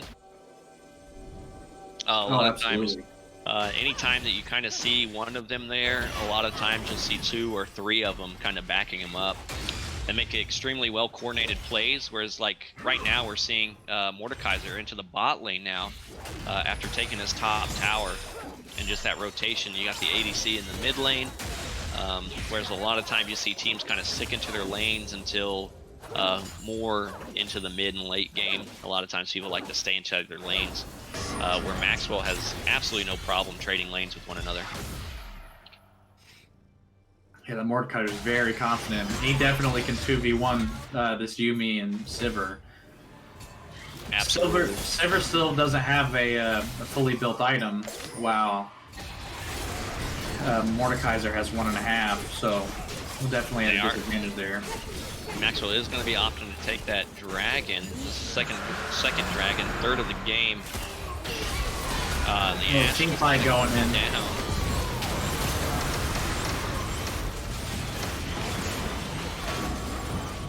Set's trying to run for his life. He's trying to escape from that Mordekaiser while he's in the Shadow Realm. You got Sivir trying to throw out abilities. She does flash over the wall, securing her safety. Lux gets a snare down on that Lucian, preventing him from coming over the wall after that Sivir. But that will be a 2v2, 2-for-2 trade following that dragon take on Maxwell. And it does look like we are going to have Mountain Drake, our Mountain Soul, for this game. Not very beneficial for Maxwell per se, as they don't have too many tanks. But it's still going to be pretty devastating. Second tier mid turret going down, looking to get that inhibitor turret. Man, even Set takes a lot of damage from that Lucian. 5-1's forced to be reckoned with. Absolutely, yeah. They need to be very careful that Maxwell has what is it? A 7,000 gold lead currently at 20 minutes. It looks like they're going to jump on this Shyvana. She doesn't have enough to use her ulti. She's going to end up going down to the Ashe ult. Lux trying to make her way into the back of her base, trying to find that safety. Oh, but yeah, they're now they're down about 7,000 gold right now, and you can see the CS advantage that they have. Ashe is currently at 187, a nearly perfect CS score at 20 minutes. Yes. Mordekaiser barely lagging behind. But yeah, just the disparity, the 180 to the 121.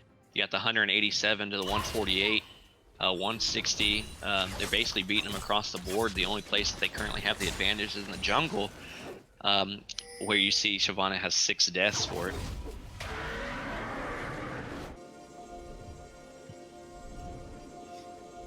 Yeah, Shyvana a good pick, I think, but I just don't think she's... I don't know. It's that Lucian just continues to melt her down in every team fight.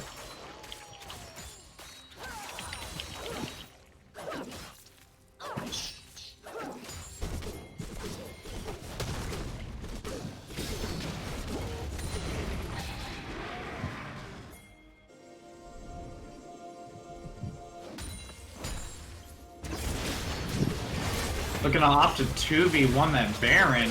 1-3. That's a lot of damage. All 3 of them there. Absolutely, yeah. They're going to try and take this down. That double ADC comp is very good at taking down neutral objectives, especially with that Lucian. And they do have the damage output. Uder's getting a little bit low. There goes that Baron. That was a fantastic uncontested Baron for this mid game going on. It looks like Maxwell's gonna, yeah, they're playing really, really solid this game. Absolutely, yeah. Maxwell's been doing really well. Like I said, in this entire season, they've had really good rotation, very good neutral objective control. I mean, we just saw them take a Baron at 21 minutes with total oblivion to Whiteman. They don't have any wards on it, so they had no idea that that Baron was being stolen.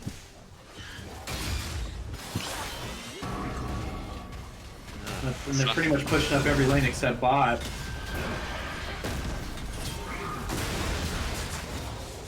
Yep. And down goes the set. Yeah, that set trying to get a kill on the Mordekaiser. It looked like it was about to happen, but again, the communication. You see one champion, there's often another. Pantheon just running into that tower, able to stun down set and dish out enough damage to save that Mordekaiser.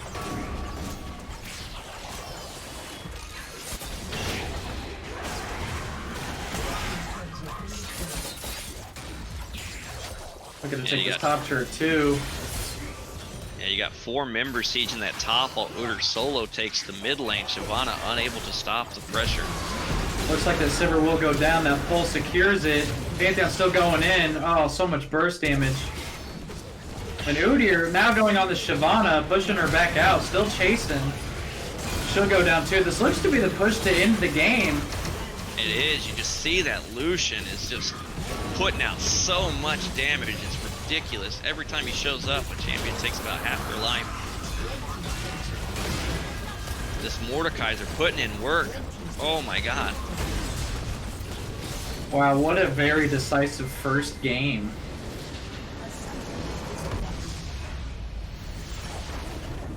So yeah, Maxwell having that early game and keeping Whiteman in it, barely able to even go into a mid game, winning that game. We'll go into this victory screen here. As we can see, I mean, you're looking at this Mordekaiser has 2 items completed. Udyr has 1 full item completed. Banga on Lucian has 2 items completed. Where we're looking at Sivir only had 1 item complete. Yuumi completed a single item. They barely were able to even get into this game before it was over. I know.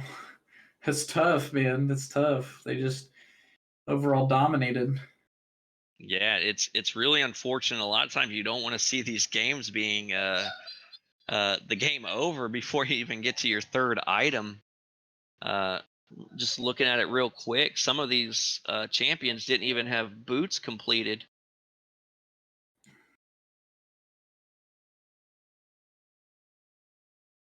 But so this is a best of 3, so we will be looking at another game. We'll see if Whiteman can pull it off, or if they're just going to go ahead and or if Maxwell will take it. But yeah, stick around and we'll see exactly what we do with this next game.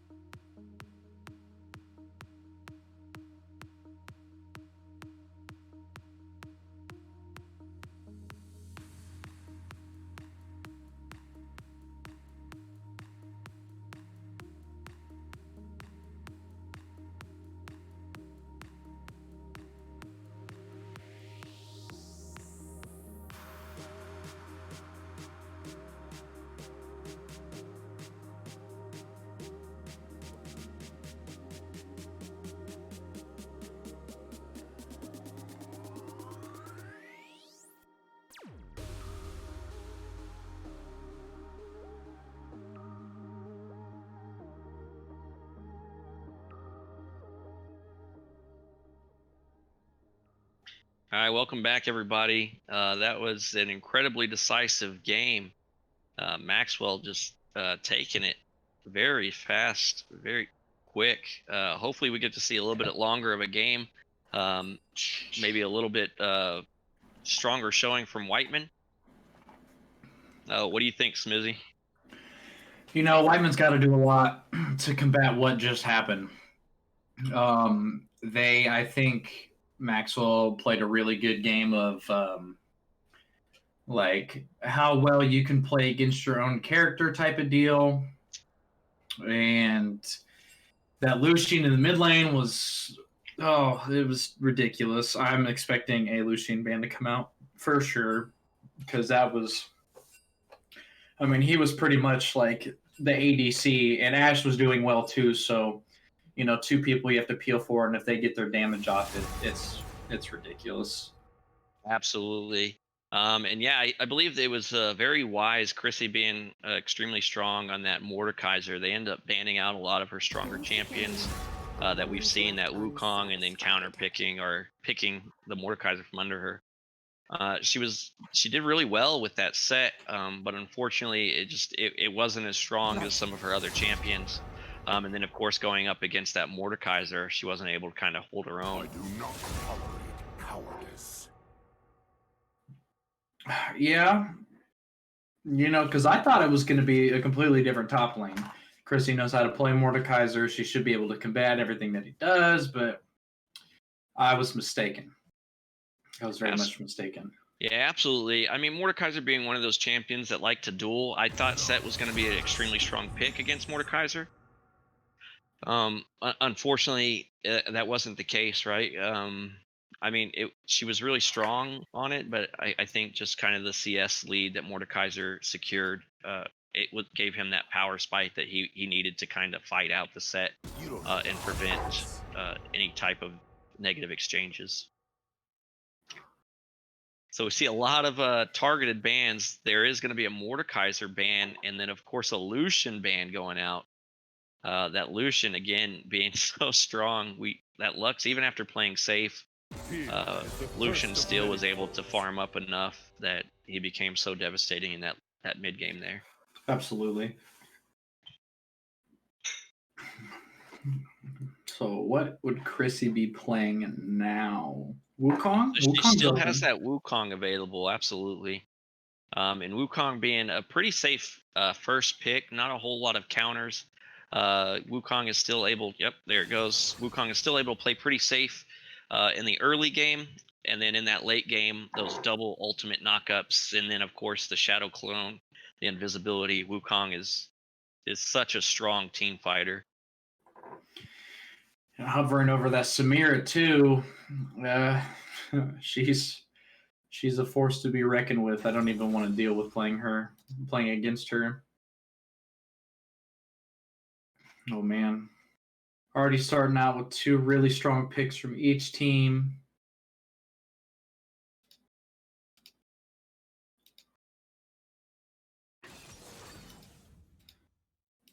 Absolutely, yeah. So we're seeing that Pantheon again. Samir, even stronger. Samir is such a strong ADC.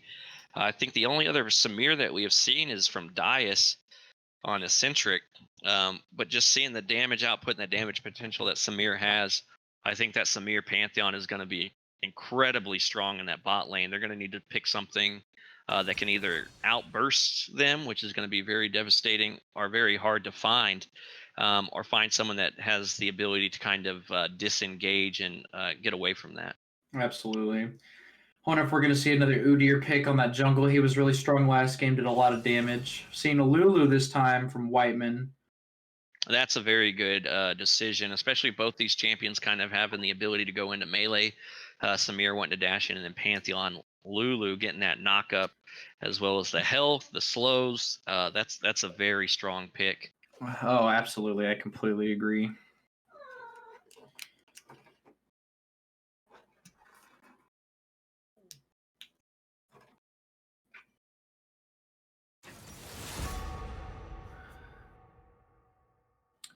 Back to banning. Absolutely.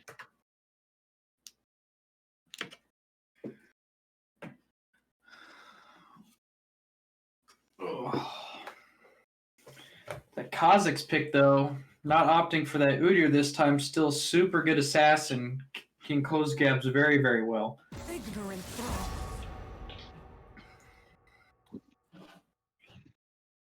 Absolutely, yeah. Kha'Zix being really strong in the jungle, and then very powerful in ganks, especially in lanes like the mid lane or the top lane, where you can get that isolation damage.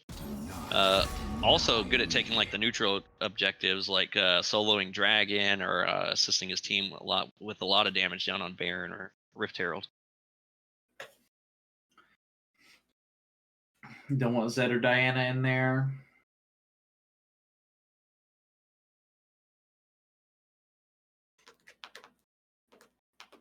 Tyrant.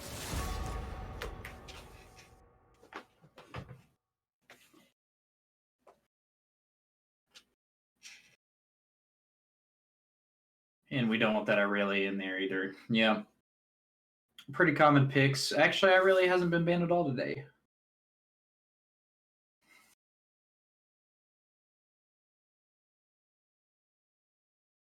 So I go. And there goes the Shin.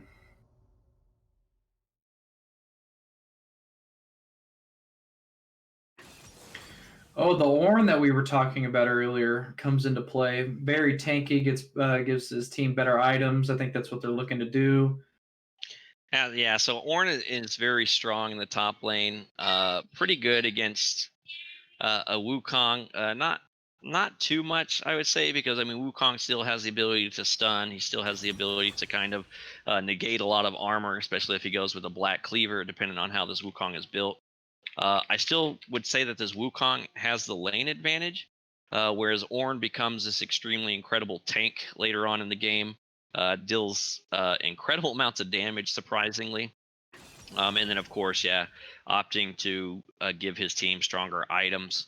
And one of the things that Ornn excels at is actually if he can play safe in the top lane, he can actually build items while staying in lane, which gives him a level advantage and, of course, an item advantage, whereas Wukong's going to have to back and buy those things, where Ornn just kind of builds them in lane where he doesn't miss out on any CS or experience. Right.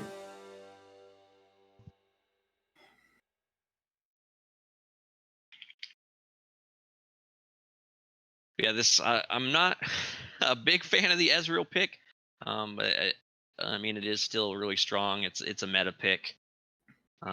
I think Ashe would have still been really good in this. Of course, she doesn't have the escape that Ezreal has, and being kind of concerned about that Samir Pantheon lockdown.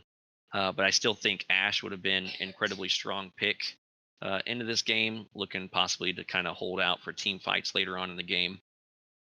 Silas is going to be really strong in this matchup, especially if he steals things like the Wukong ulti or even the Lulu ulti. Those are going to be two really big ults for Silas.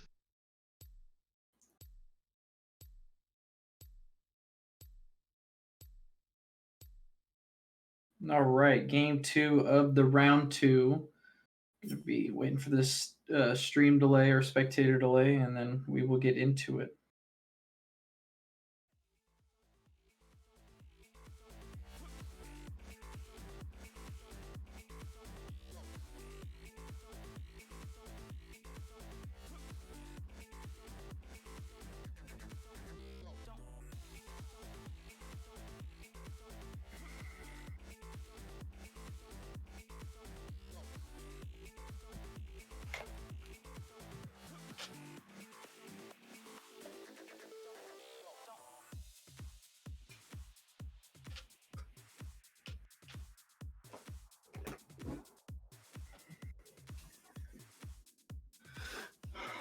Let's see what will happen now. Absolutely, yeah. So just looking at these two matchups, shoot, I mean Kayn and Kha'Zix both really strong assassin types in the jungle. We got Vladimir and Silas, very strong mid laners. I like Vladimir. I would almost take Vladimir in the early, where Vladimir typically likes to scale. Silas, of course, he's going to be able to steal a lot of these ultis. In this bot lane, I think that's going to kind of be a determining factor. how these abilities are utilized, whether or not Samir and Pantheon are going to be able to burst out a lot of the health of Ezreal and Lulu. And then, of course, this top lane always being a really strong deciding factor in a lot of games. But I do like, obviously, Wukong. I prefer Wukong over an Ornn. Yeah, I'm excited to see how that top lane's going to work out. I'm also excited to see this Kayn versus the Kha'Zix. The Kayn last week was really, really good at making sure that ganks were played out, and he's definitely going to have to do that against the Kha'Zix. Vlad Silas, usually I've seen it's in Silas's favor from the past couple of games that I've played and watched, but I'm excited to see a Lazy Prodigy. I know his Vladimir's pretty good. And then Ezreal, Lulu, pretty basic picks, and then along with the really aggressive Samir Pantheon. So we're definitely gonna see some really good stuff here soon. Absolutely.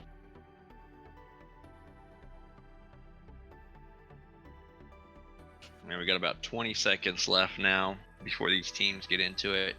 Do you think we're going to see a jungle invade or an early game invade?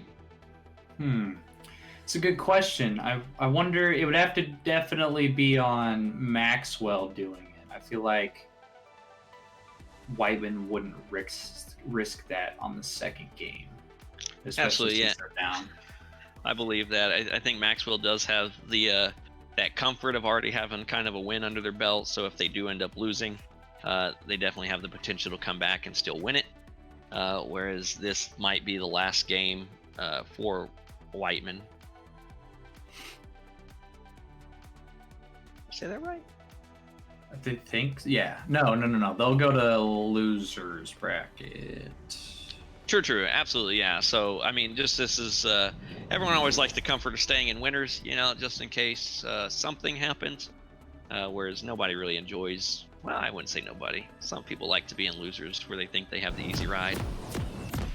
Yeah, but it's hard, though, because once you get to that grand finals, you have to win 2 sets. It's definitely going to be hard. Yeah, in our finals this season, it's actually going to be a best of 5, so that will be a lot of gameplay. Oh, absolutely.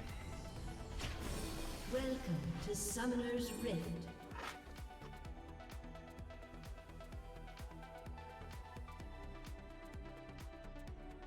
"30 seconds until minions spawn." And that may be true. I don't actually know if we're doing a bracket reset. Oh, actually, yeah. Now that I think about it, we will not do a bracket reset in this. The finals will be a finals best of 5. I apologize for that mistake. But yeah, this is not Smash Brothers, a severely more advanced and better game than League of Legends. Minions have spawned.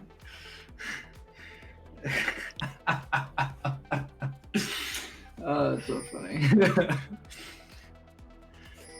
But I mean, yay, League of Legends. No, I think he was calling Smash Bros. Better than League. I think that's what he was doing. Absolutely. That's so funny. I love Smash Bros. With a passion, more than I love League. Same. But we're here. They just, yeah. You know who doesn't have Minecraft, Steve? League of Legends. Exactly. That's what I'm gonna say.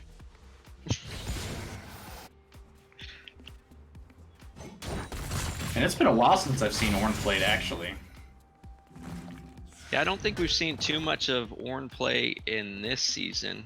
Let's go a little bit of a break here. But yeah, definitely an interesting champion. You would think for as tanky as he is, the way that his brittle works, he does so much damage. It's very surprising whenever he hits you. We've got an early game invade in the top lane. And Ornn is going to go down to about 15% of his life.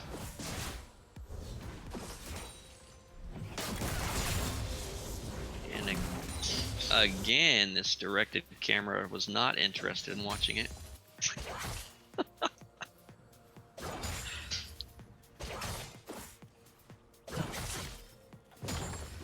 A lot of commotion down on the bot lane, still playing really aggressive like they did last game. Samir getting that bonus damage up front, so she should not have any problem with clearing waves. Absolutely, and that Ezreal, very easy to play safe, utilizing his Qs.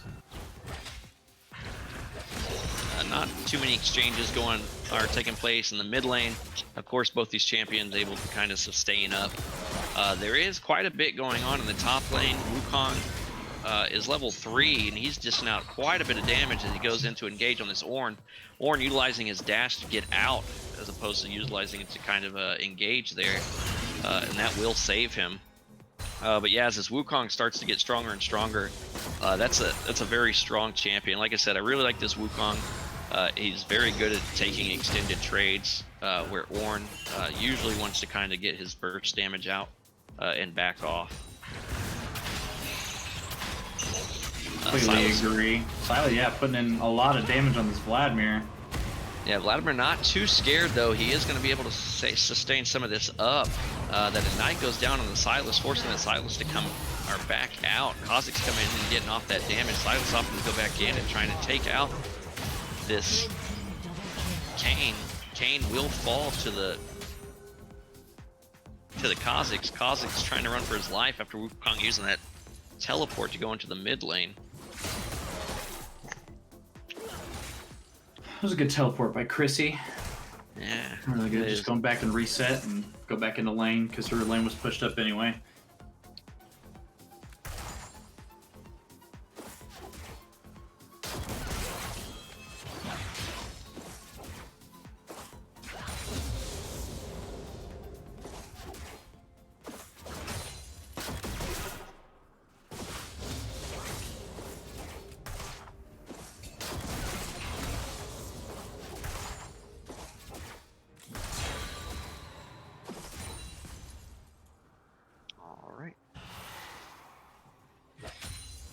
And we can see in the Dragon Pit, Kha'Zix using that isolation. He's trying to take this dragon for free. It does look like he's taking quite a bit of damage, but he should be able to secure this utilizing his smite. Yeah, he should be able to get this really early. Infernal Drake, not too bad. And there it is. Yeah, that is going to be very key to especially the way that this team wants to play, the way that Maxwell wants to play. With this Kha'Zix, Silas, and of course the heavy engaging damage potential of bot lane, so that 4% is gonna be very advantageous.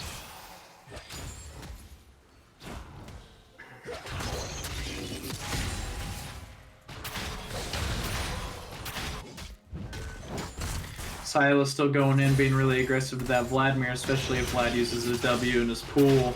Silas with the ult too, so that could be very bad for Vlad. Absolutely, yeah. That extra damage potential of that ultimate is really good. Just stacking on that additional burst damage and the heal. Oh, and then Samir taking little to no damage. Ornn coming back in. 2v1ing. It looks like he won't be able to get a lot out of that, but he definitely played it pretty safe. Yeah, it looked like Wukong was waiting for some cooldowns there to try and take out that Ornn. But it looks like Ornn is going to back. Wukong sustaining some of the damage, utilizing those refillable potions.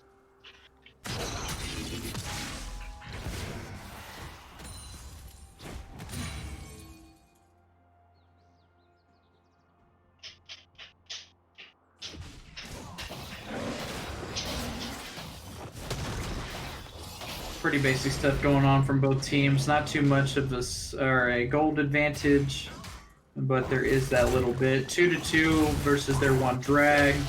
Wukong's still looking pretty solid up in the top lane. And then that ignite goes down. I don't think Vlad's gonna die from that. Yeah, he was able to sustain just enough to be able to outlive that ignite there. Silas putting in a lot of work on that mid lane. Oh yeah, most of these lanes are staying pretty even. as of right now. I mean, the bot lane is slowly starting to get ahead there. Got Samir looking to hit 6 soon. But for the most part, Whiteman has been playing fairly safe. Absolutely, and that looks like that orange trying to chase that Kane up top. Kane might get away from that. And he will. Yeah, those wall hacks that Kane gets, it's kind of often that he gets away. Yeah, it's pretty easy. He doesn't have to go around. You can't really miss flash over a wall if you can just walk through it. Wukong's ult's coming out. Probably another one. Yeah, double. Yeah, absolutely. You can see that damage, and of course, Wukong getting so much life back from his passive there. Waiting on those cooldowns. He's going to try and go into the tower. He's going to get it, but he will cost his life. Down. Yeah, Wukong often very good at these extended trades, which is why I kind of like the way his kit works. Oh, there in the mid lane. Wow. Not much that could be done there in the mid lane for that Vladimir.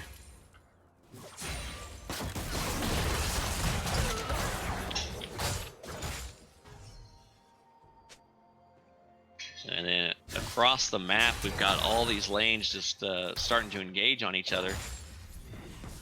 That Wukong is doing pretty good up top. Oh, man. And there that goes. As Samira, she's already 2-0 with the BF sword. Ezreal just has the sheen and a tear. She's going to outdamage him. That burst potential we talked about.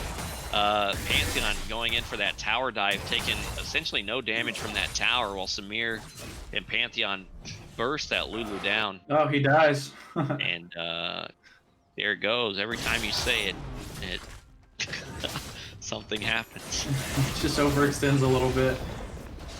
But yeah, really that damage output is going to be insane. I mean, we're looking at what, level 6 they were at the time. Of that engage, not even a full item completed yet. So as this game goes on, that Samir and Pantheon are going to be putting out so much damage to this Lulu or this Ezreal.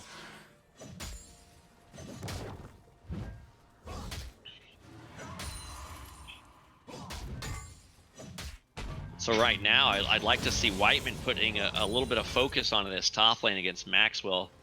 Kind of getting this Ornn behind, getting this Wukong fed would be very key to their later game team fights. Whereas, I mean, he's already doing pretty well for himself. She's getting behind a little bit on CS, but Wukong is a really strong champion and able to hold her own.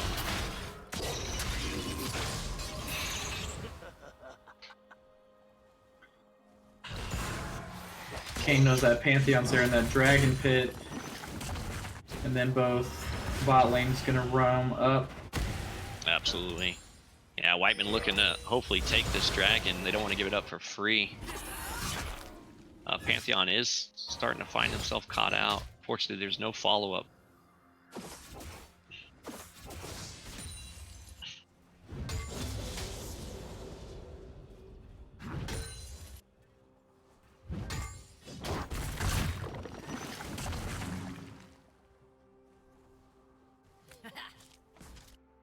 This is kind of the communication that we were talking about. Whiteman just kind of roaming around together, where you see Vega jumping in on this Kane. Kane uses his ult. Wow. Pantheon makes his way up to the top at the exact same time. Kha'Zix is making his way down to the river as well. And now Vladimir finds himself alone, trying to dish out some damage to the Kha'Zix. Meanwhile, Silas jumps in on him. Vladimir's going to have to run away. And they take the dragon for free. In that top lane, that Wukong stays a little bit too long. That Ornn will get out with that flash and then go back in and secure maybe one more plate. Yeah, this is a nice minion wave for that Ornn, so he will be able to eliminate possibly 1 or 2 plates from this tower. And this is so much experience in CS. This Wukong is already behind in experience and CS that losing a lot of this to that tower isn't going to help at all. Absolutely. All lanes are pretty much, you know, ahead over on Maxwell's side of things, so it's going to be difficult for Whiteman to come back.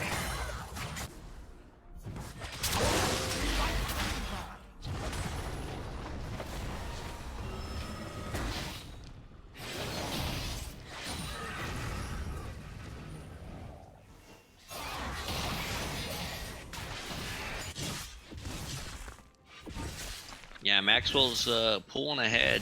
Not as fast as last game. Last game we saw about a 21-minute win. They are putting out a lot of damage. We got this Pantheon roaming into the top lane, getting that lockdown on Kane. Kane trying to make his escape.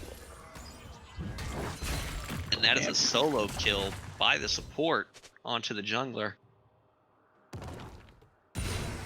So much damage coming off that bot lane would be really, really annoying to deal with. Absolutely. Yeah, again, this Wukong is going to need to try and get back into this game. It's going to be key to a lot of the team fighting potential here. Vladimir, of course, not doing too bad in the mid lane. Silas is getting up a little bit, 2-1-2 right now. But yeah, that bot lane is going to need some help. This Pantheon and Samir are doing so much damage against this Lulu and Ezreal. But look at the minion difference too in each lane, even junglers. It's, you know, all of Maxwell is in the triple digits. Absolutely. We do have a gank coming out from the Kane in the top lane onto that Ornn. And that'll be both ults from Kane and Wukong able to secure that kill. But this is what we're talking about, that rotation. As soon as Ornn dies in that top lane, you see Kha'Zix roaming into the middle to push that wave out.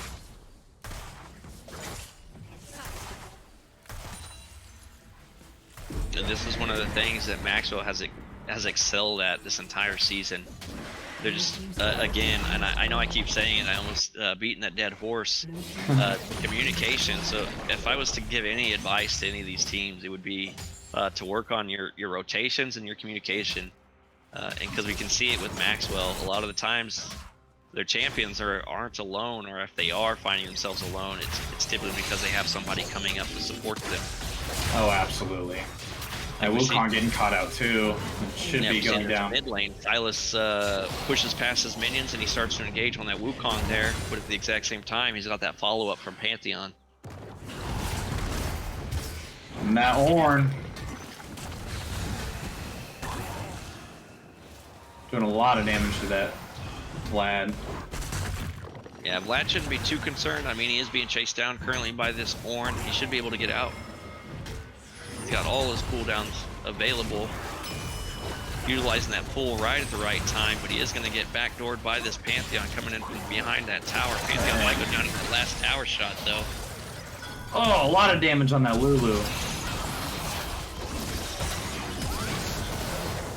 Oh my goodness. Oh my goodness. Back, forth, back, forth, back, forth. Oh, coming down. Samira goes down by that Wukong. I feel like Maxwell played a little bit too aggressive there on all of what just happened.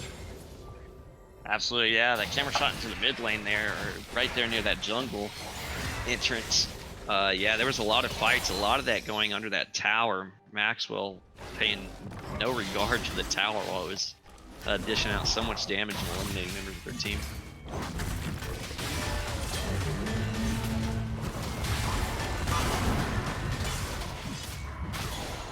I mean, and there goes that Wukong. I like that Wukong pick, that double ability and those sustained fights, able to heal up, is really strong. Uh-oh. Sorry for that. There we go. Yeah, again, Wukong's passive, getting that bonus health percentage back, as well as that armor, the longer he's in a team fight. Oh man, that's a lot of damage. Kane's doing a lot. Red Kane, but Samira, oh, she goes down too by that Vlad. Vlad's starting to come back. You know, I mean, you still have to deal with like a 6-1 Silas. Vladimir has to see this Pantheon roaming around to that tri-bush. Unfortunately, Pantheon did not see Whiteman having backup there. He's going to end up going down.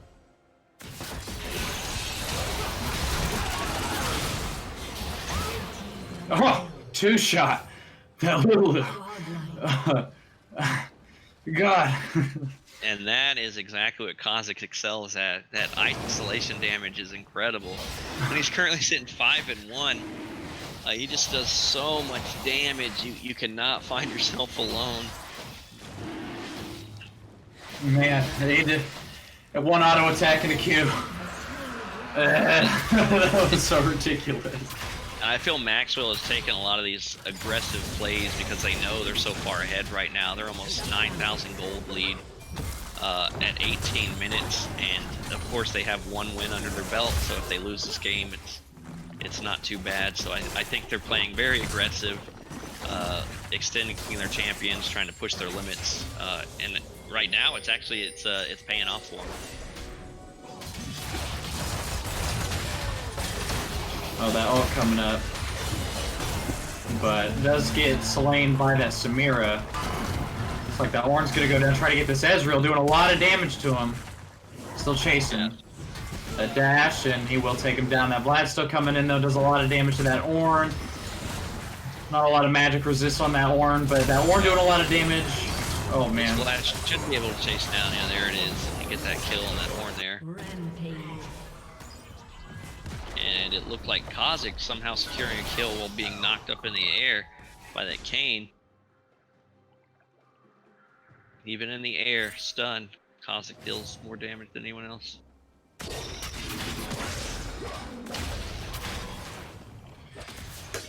3 dragons to their 0. Above 8.2k gold up on them, or roughly that amount. It's a big advantage. Maxwell definitely, it's their game to lose, especially at this 20-minute mark, and they're looking as strong as they were last game. But, I don't know, still playing aggressive. That Wukong can definitely capitalize in on that. Oh, and that Silas doing a ton of damage and taking that ult at the right time. Good for him. That was a really excellent display of what Silas can do when bursting out champion. That was insane. Eliminating Ezreal with his own ultimate there after that massive amount of damage. Yeah, at this point, there's no 1v1 potential for any team member on Whiteman. I mean, Wukong might possibly still have a chance to kind of 1v1, sitting at 6-4, but he's got to be very careful who he picks. And again, the communication on Maxwell, if he decides to go on any target, he needs to make sure that there's enough wards. That way they don't have somebody inbound to kind of support them. Wukong's going to go right back in on the Samira. Absolutely. That Samira's getting targeted hard. That Wukong is really, really strong. So many ults going down. Wow. This is exactly what Whiteman needs, those Wukong ultimates. Wukong's got to find those targets. He's got to pick them off. And even with the enemy team, Maxwell trickling in there, he was able to continue to use his second edition of his ulti, and his team backed him up. They end up getting 3 kills there. We're not doing a lot of damage to this tower, but eventually kill it. Absolutely not. That man hits with a stick of butter.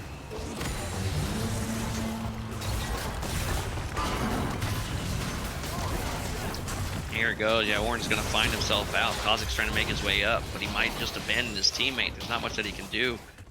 And he will often hop out and just run away.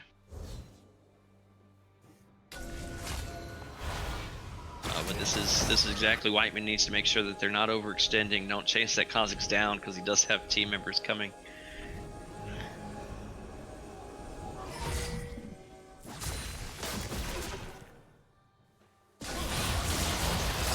Lulu finding herself caught out.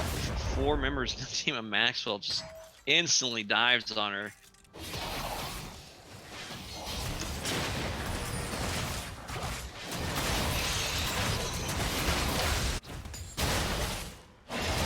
It's a lot of damage on this Baron just with 3 people.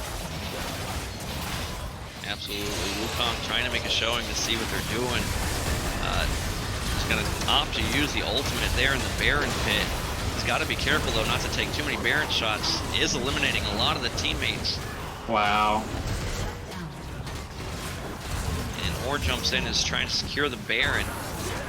Wukong is going to actually take that Baron from the Ornn. Ornn risking his life trying to get that. Is going to end up falling prey, and that will be the first ace of this game. Actually going over to Whiteman at the cost of 1. And securing the Baron, and they basically less than that 9,000 gold lead to 4K, about 35 actually, 3,500.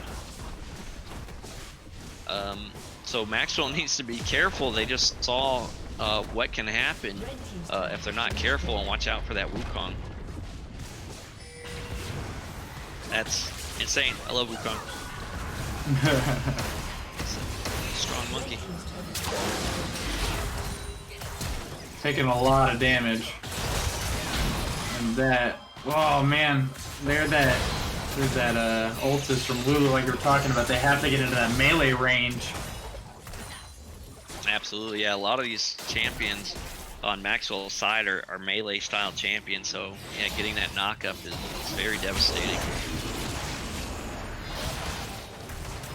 We're gonna have to try to burst this dragon down really fast, try to get the soul. And they do. And at no cost either. Yeah, that will be Ocean Soul. So that basically eliminates any type of mana problems that they'll have.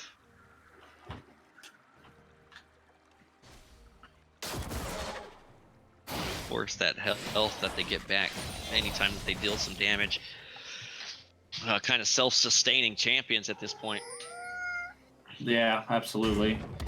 Wukong looking to go back in on this Ornn. Wukong doing a lot of damage, Death Dance, Black Cleaver, and that Blade of the Rune King. Absolutely, very good at shredding that damage. I apologize, at shredding that armor and kind of sustaining himself with that Death Dance and that Blade of the Rune King.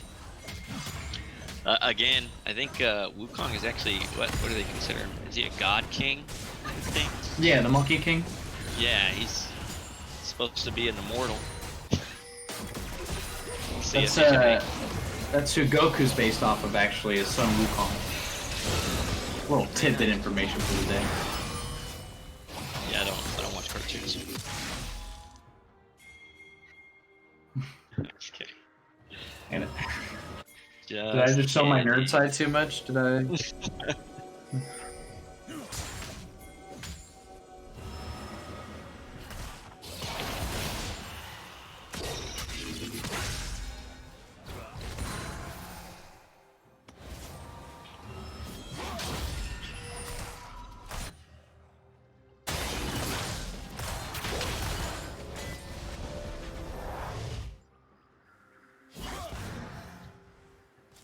Whoops, accidentally left the channel. My bad. Can you guys hear me? Absolutely. Alright, sorry. And then we see this Kane trying to stay alive, going inside of the Silas, dishing out massive amounts of damage. He is going to get away.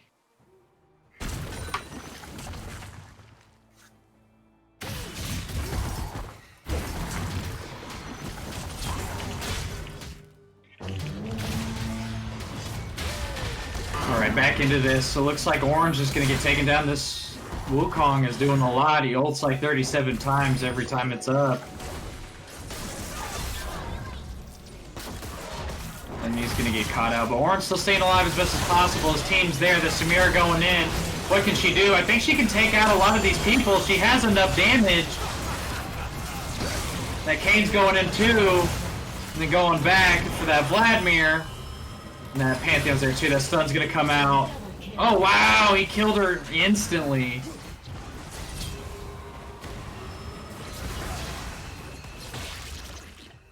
Yeah, there's just so much damage that Vlad looks like he's trying to chase down this Pantheon. Ops uses flat, and he's just gonna take him out.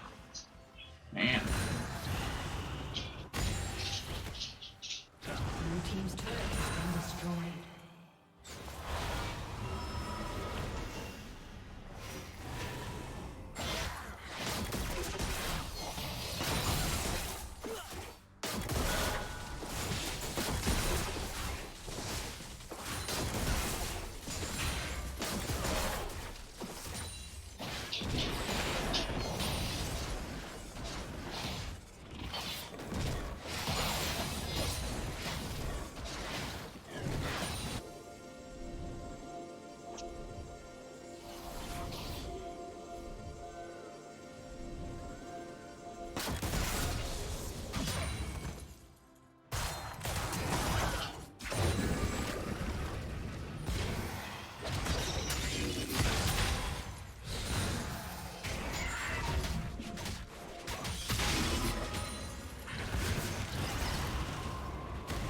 Silas going back in on that Vladimir. Doing a ton of damage. And there goes that Samir with that shutdown. And then now it's starting to see that this Ornn is giving everybody buffed items.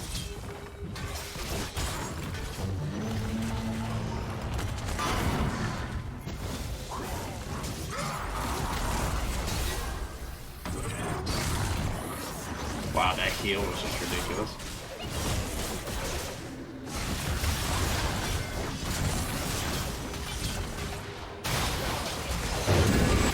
That will be an uncontested Baron just for that Ornn. Been destroyed.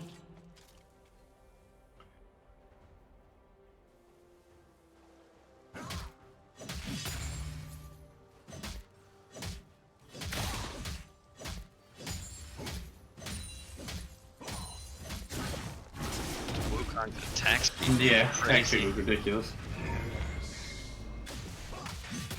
Yeah, that's why I like Wukong, man. He gets that attack speed. He gets that damage, that armor shred. He gets life back, armor. Wukong's an extremely strong champion. And you can force a lot of champions to burn ultimates and abilities on a clone that just laughs and disappears. That trickster.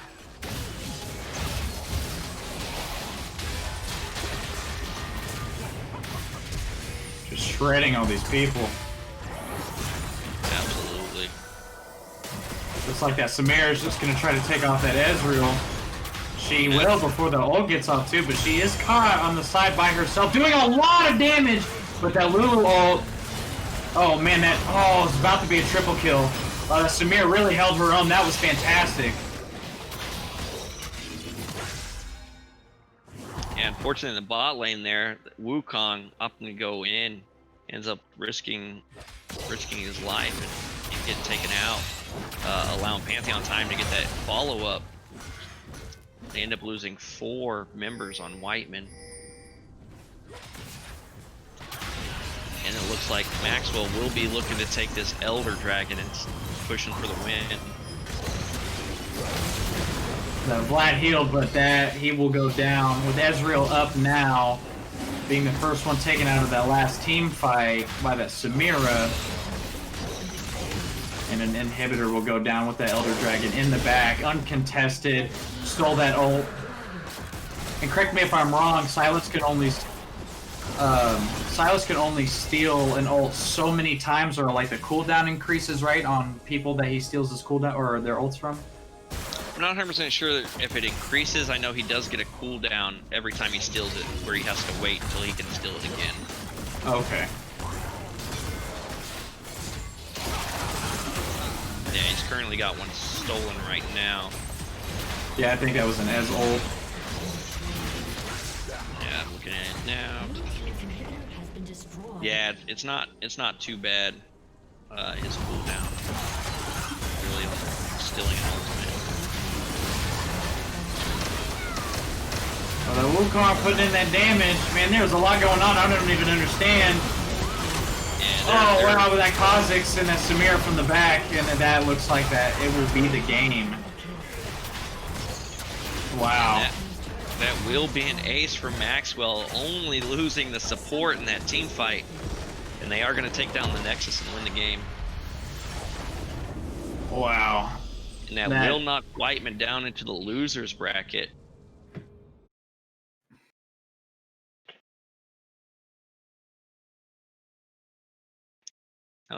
Again, an incredible showing from her first seed. Maxwell just dominating over these games. Whiteman was unable to actually come back. They were making quite a bit of an effort there in the mid game, winning some of those team fights. But Whiteman trying to hold on was unable to do so.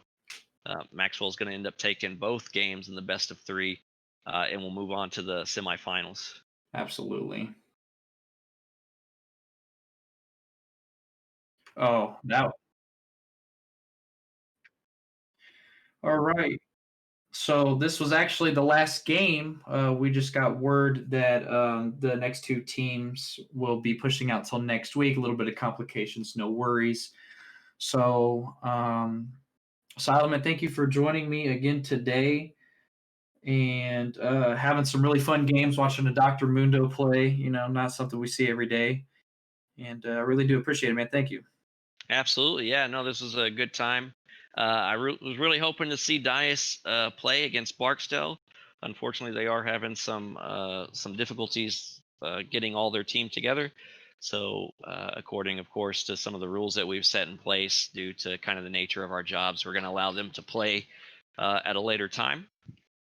But yeah, we will see the results of that, and we'll try to post it as soon as possible on the link that we have provided to chat, and we'll do that again. That way, everybody can kind of follow the bracket as it progresses. All right, everybody. Thank you for joining in again today. And we will see you guys next Saturday at 1300 CST. Absolutely, everybody, take it easy.